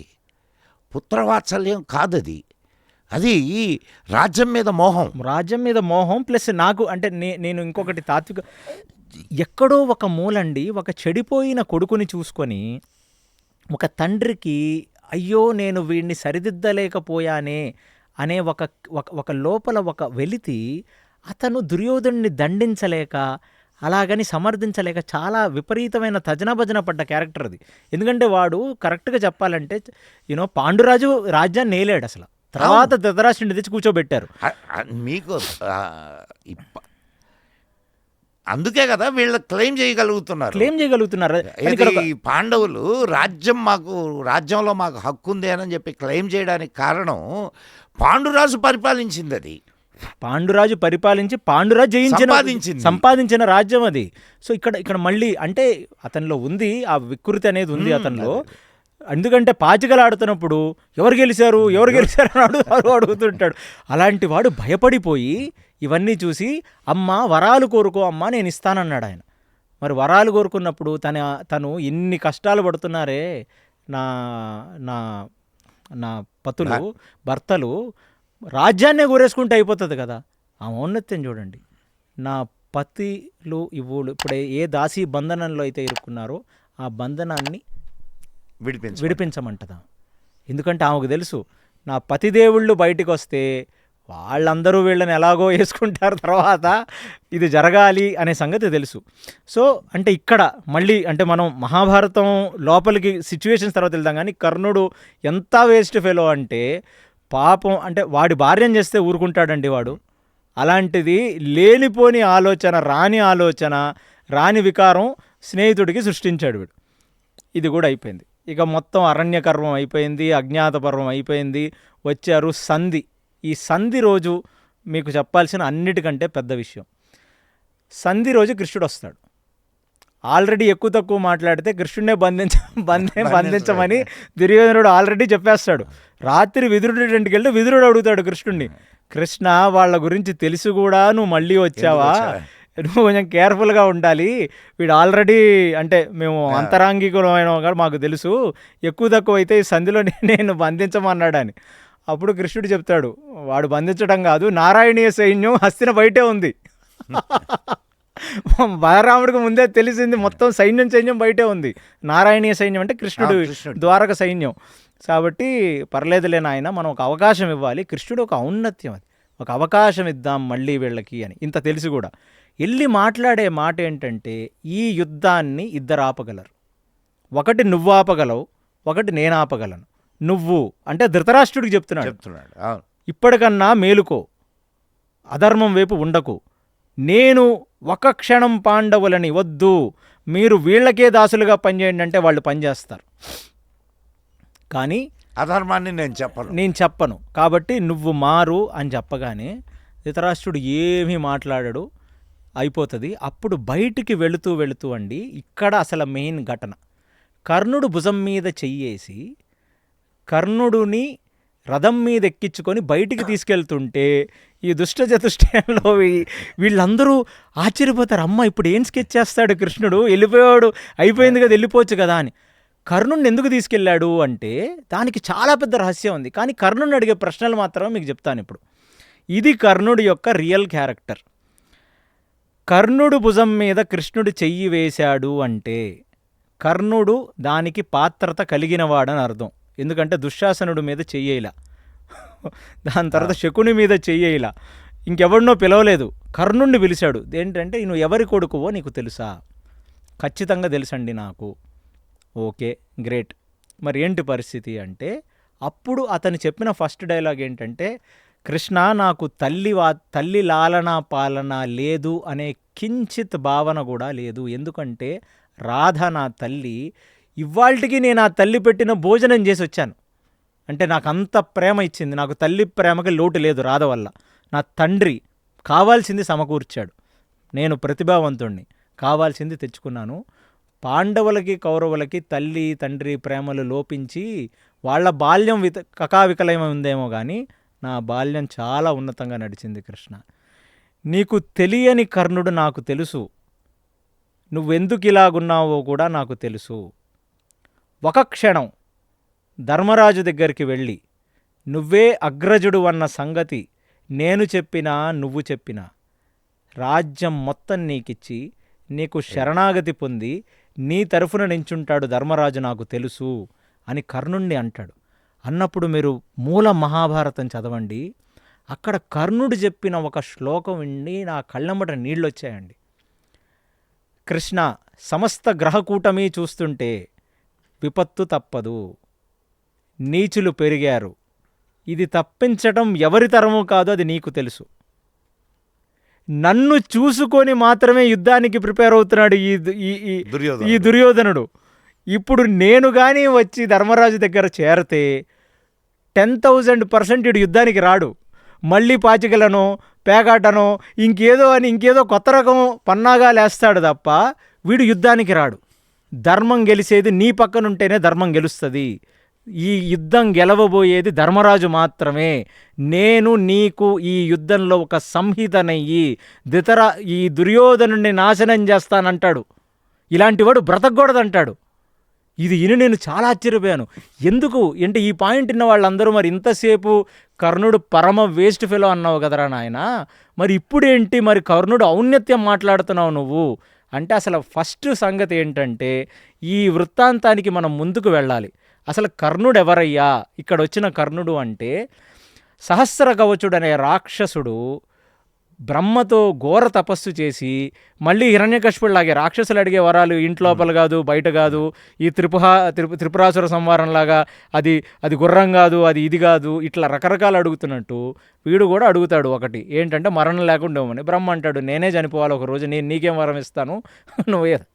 అంటే వాడు అడిగేది ఏంటంటే నాకు ఎన్ని సహస్ర కవచాలు కావాలి, అన్ని దిక్కుల నుంచి అది కాపాడేయాలి ఆ కవచాలు, ఎవ్వడు కూడా ఆ కవచాలని బ్రేక్ చేసి లోపలికి రాకూడదు. అలాంటిది ఇవ్వమంటే వాడికి సహస్ర కవచాలు ఇస్తాడు. సహస్ర కవచాలు ఇస్తే ఆ సహస్ర కవచాలతో ఫుల్లుగా పేట్రేగిపోయి సమస్త భూమండలాల్ని ధ్వంసం చేస్తూ ఉంటాడు. ఆ ధ్వంసం చేస్తున్న తరుణంలో నరనారాయణ ఋషులు, నారాయణ ఇద్దరు ఋషులు బద్రికాశ్రమంలో వాళ్ళు తపస్సు చేసుకుంటారు, ఘోర తపస్సు. అసలు ఎవరనేది మనం తర్వాత మాట్లాడదాం, చాలా పెద్దగా అవుతుంది కాబట్టి. ఈ కంక్లూజన్ ఆ నరనారాయణుల చేత వచ్చి యుద్ధాన్ని అడుగుతాడు.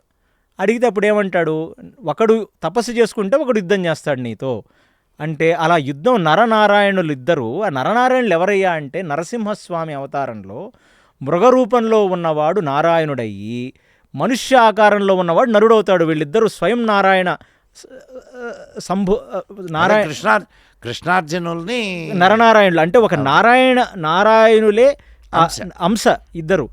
వాళ్ళిద్దరూ యుద్ధం చేసి 999 కవచాలని వాళ్ళు పెకలిస్తే ఒకటే కవచంతో ఉండి పరిగెత్తుకుంటెళ్ళి సూర్యమండలంలోకి వెళ్ళి సూర్యుడికి శరణాగతి పొంది, నాయన ప్రాణభయంతో వచ్చాను నన్ను కాపాడమంటే సూర్యుడు చెప్తాడనమాట, ఎప్పటికీ కాపాడలేను, ఇప్పటికీ కాపాడుతాను, దాని తర్వాత నేను ఈ నరనారాయణ ఋషులు వాళ్ళు తపస్సులోకి వెళ్ళిన తర్వాత నేను మళ్ళీ నిన్ను విడిచిపెడతాను అని. ఆ కవచకుండలం ఉండేది సహస్ర కవచుడికి. అందుకు సూర్యుడు ఎప్పుడైతే కుంతిని చూశాడో అక్కడ వదిలేసిన వ్యక్తి సహస్ర కవచుడనే అసురుడు, కానీ సూర్యశక్తితో వదిలేశాడు అతను. అందుకనే వ్యాసుడు కూడా చెప్పేది ఏంటంటే, ఎందుకు వీడిలాగున్నాడు అంటే, కురుక్షేత్రం జరగాలి అంటే కర్ణుడు ఉండాలి, కర్ణుడు ఉంటేనే కురుక్షేత్రం జరుగుద్ది.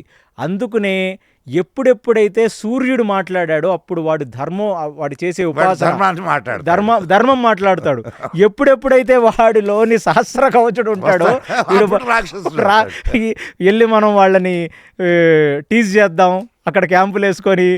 కానీ ఇది చాలా విచిత్రమైన విషయం చైతన్య గారు. వాడు ఎక్కడా గెలిచింది లేదు. పోతే ఇది తీసుకుంటే, ఇది మహాభారత యుద్ధం తీసుకుంటే కూడా మహాభారత యుద్ధంలో మేజర్గా యుద్ధం చేసింది భీష్ముడే. 10 రోజుల పాటు భీష్ముడు చేశాడు. అండ్ ఆయన తర్వాత చేసింది ద్రోణుడు. వీడు ఒకరోజే యుద్ధం, 16-17 రోజు ఒక్కరోజే యుద్ధం చేసింది వీడు. అవును, ఆ ఒక్క రోజులోనే వీడు పోయాడు. అంటే మీరు అదే చూడండి, అంటే ఆ రోజు అక్కడ చెప్పిన డైలాగు కృష్ణుడితో మాట్లాడింది సూర్యుడు. అంటే ఇక్కడ ఒకటి అర్థం చేసుకోవాలి, ఇక్కడ మనం తాత్వికంగా ఏంటంటే దేవతలకి దానవులకి జరుగుతున్న ఒక యుద్ధంలో సూర్యుడు ఒక కోవర్ట్, అటువైపు నిలబడి ఇప్పుడు ఇది జరగాలి. ఎందుకంటే మీరు చూడండి, ఎవరిని చూసినా అక్కడ శల్యుడు లిమిటేషన్స్ ఉన్నాయి, ద్రోణాచార్యుడు దృష్టద్యుమ్నుడు ఉన్నాడు, భీష్ముడు శిఖండు ఉంది, ఎవరిని చూసినా ఎక్కడో ఒక లోటుపాట్లు ఉన్నాయి. వీడికి మాత్రమే ఎటువంటి లోటుపాట్లు లేవు, కొన్ని శాపాలు ఉన్నాయి. అవైనా సరే వీడికి వాసవి శక్తి ఉంది, వీడు అస్త్రశస్త్రంలో వీరుడు. అసలు యాక్చువల్లీ దుర్యోధనుడు అనేవాడు సెల్ఫ్ కాన్ఫిడెన్స్ కన్నా వీడి మీద ఉన్న కాన్ఫిడెన్స్తోనే యుద్ధంలో దిగాడు. అసలు ఆడు పోయింది కూడా వీడి మీద కాన్ఫిడెన్స్తోనే పోయాడు. అందుకు అక్కడ కృష్ణుడితో మాట్లాడిన మాటలు, సూర్య భగవానుడు మాట్లాడిన మాటలు, కృష్ణ నేను ఇటువైపు ఉంటే మాత్రమే వాడు యుద్ధానికి సిద్ధమవుతాడు, అప్పుడు యుద్ధానికి సిద్ధమైన వాడిని నువ్వు ఓడిస్తావు, ఈ యజ్ఞంలో నేను సంహితనవుతాను. చాలా గొప్ప మాట ఇది.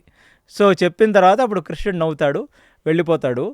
అంతా అయిపోయిన తర్వాత మీరు అన్నట్టు 10 రోజుల పాటు భీష్ముడు, 11వ రోజు నుంచి 15వ రోజు వరకు ద్రోణాచార్యుడు, ఆ 16వ రోజు 17 రాత్రి మాత్రమే వీడు అక్కడ ఉండేది, ఒక్కరోజే. ఆ ఒక్కరోజు వీడు చేసింది ఏమీ లేదు, ఎందుకంటే లీడర్షిప్లో వీడు చేసింది ఏమీ లేదు. కానీ ఎప్పుడైతే రథం దిగిందో కిందకి దిగి కూడా పోరాటం చేశాడు. పోరాటం చేసినప్పుడు అప్పుడు ఎమోషనల్ డైలాగ్ ఒకటి వేస్తాడు మళ్ళీ. అంటే ఎంత నసురుడు కదండి, అందితే తల, అందితే పీక, లేకపోతే కాళ్ళు పట్టుకునే రకం. ఇదేమన్నా ధర్మంగా ఉందా నా రథం ఇందులో దిగినప్పుడు అంటే ఇప్పుడు కృష్ణుడు అన్న మాట ఒక 15-16 సంవత్సరాల ప్రాయంలో ఉన్న పిల్లాడిని అభిమన్యుణ్ణి మొత్తం వెనక నుంచి కొట్టేస్తాడు వీడు. అవును, అందరూ ముందు పద్మవ్యూహంలోకి వెళ్ళి అందరూ ముందు నుంచి పెద్ద పెద్ద చేస్తుంటే హేమాహేమిలు యుద్ధం చేస్తుంటే వెనక నుంచి కొట్టడం అనేది ఏదన్నా ధర్మమా?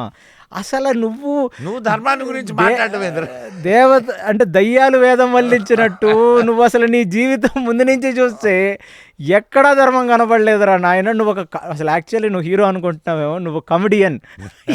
ఈ స్టోరీకి నువ్వు ఒక కామెడీ పర్సన్వి మాత్రమే అని చెప్పి ఆ ఒక్క కవచంతో ఉన్న ఆ అసురుడు అయిన సహస్ర కవచుడి మరణం మళ్ళీ నరనారాయణులైన అర్జునుడు కృష్ణుడు చేతిలో వాడి అంతమయ్యింది.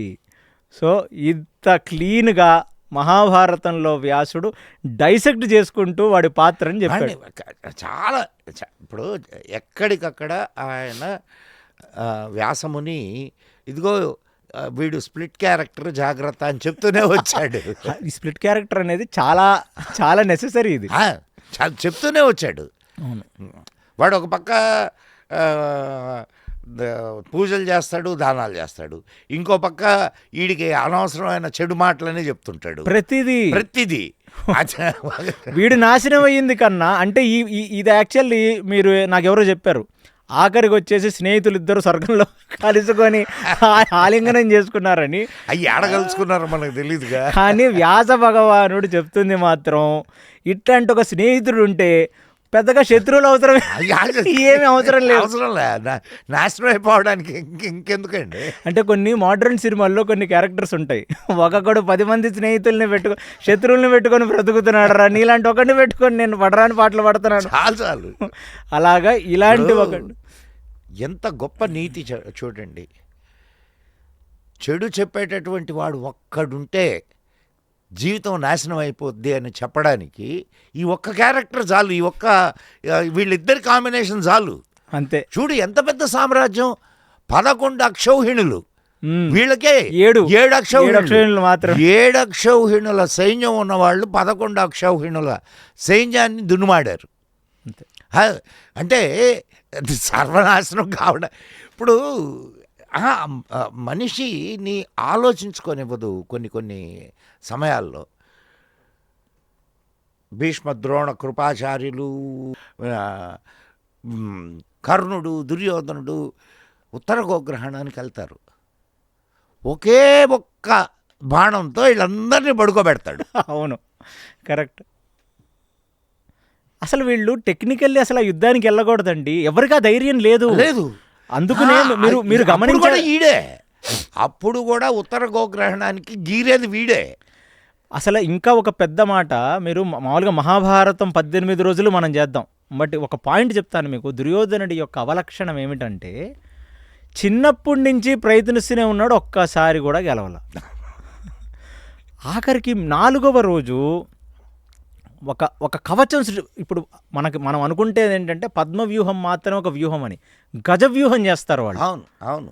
భీముడు వెళ్ళి గదతో కుమ్మేసి 16 మంది కౌరవుల్ని చంపేసి వచ్చేస్తాడు.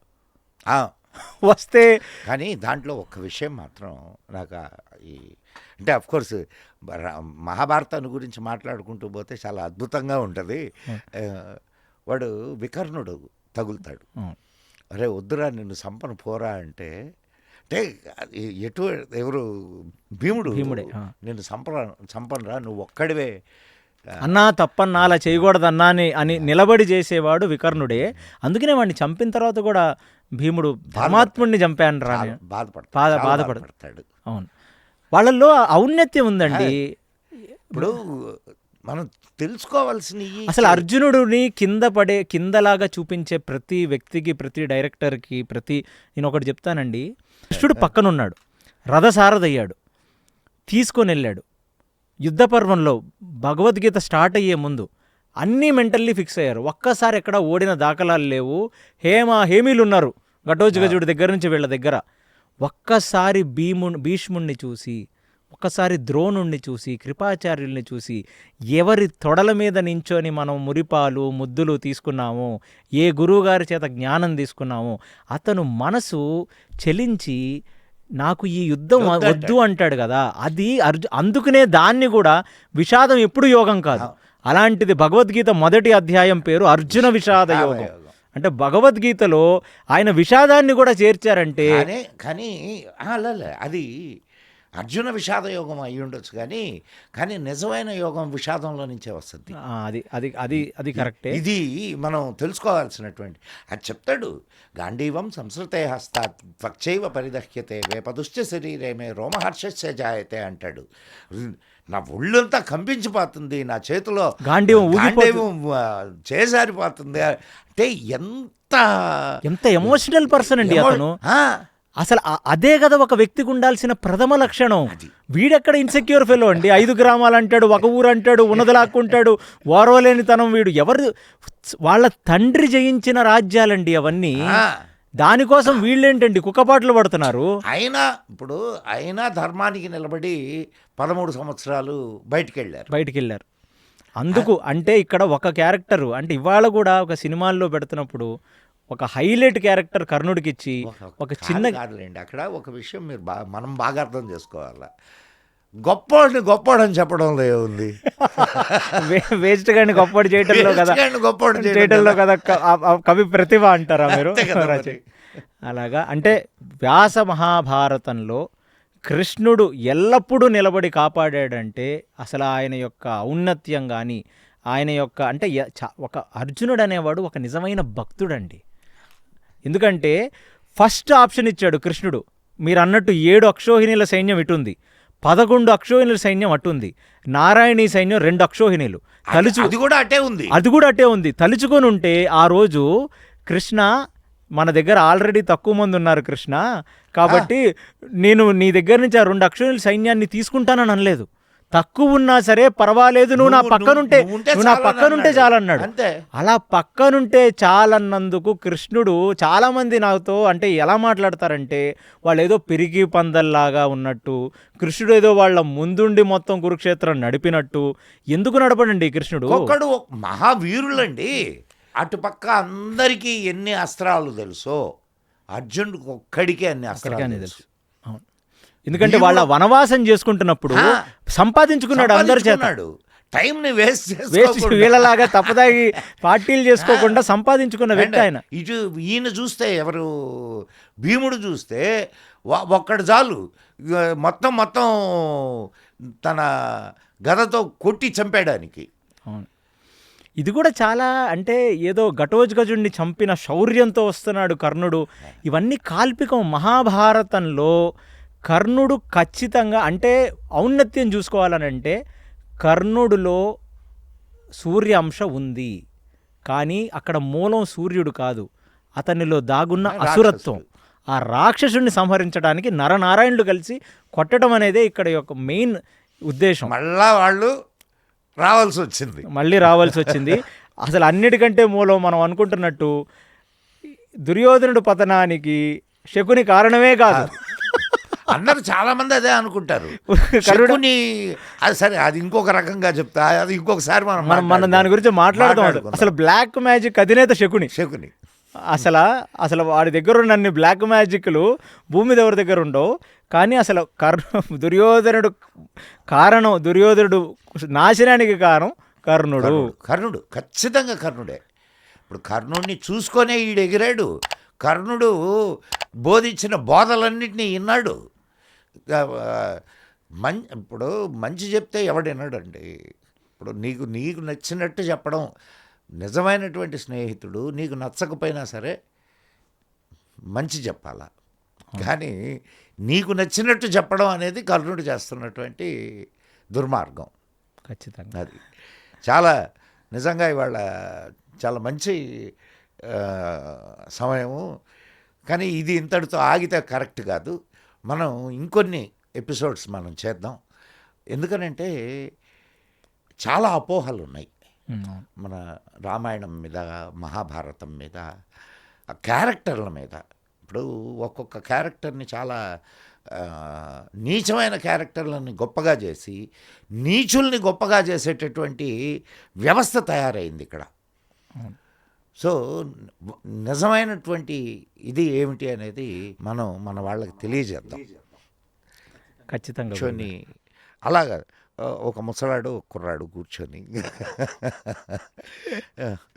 ఆ, మహాభారతాన్ని గురించి మాట్లాడుకోవడం ఇది చాలా మంచి పరిణామం.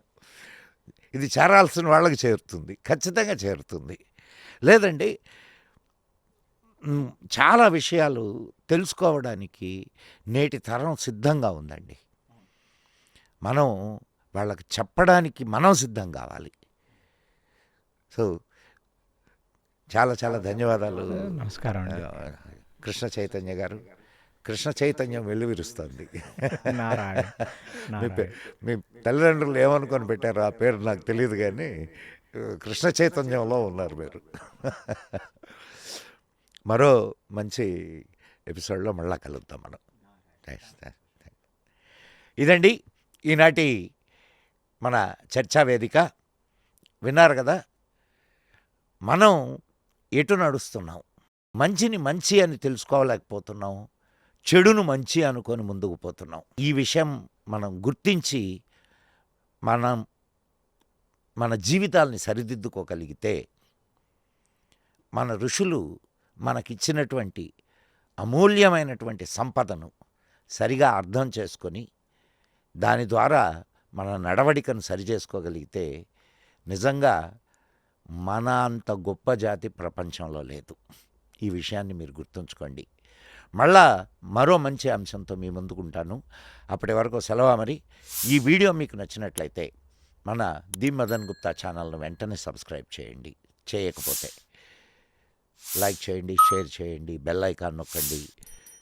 మీ అభిప్రాయాలను కామెంట్ బాక్స్లో మాతో పంచుకోండి. మీ మిత్రులకు కూడా మన ది మదన్ గుప్తా ఛానల్ను పరిచయం చేయండి. జై హింద్, జై మా భారతి. నమస్కారం మిత్రులారా, మీ మదన్ గుప్తా.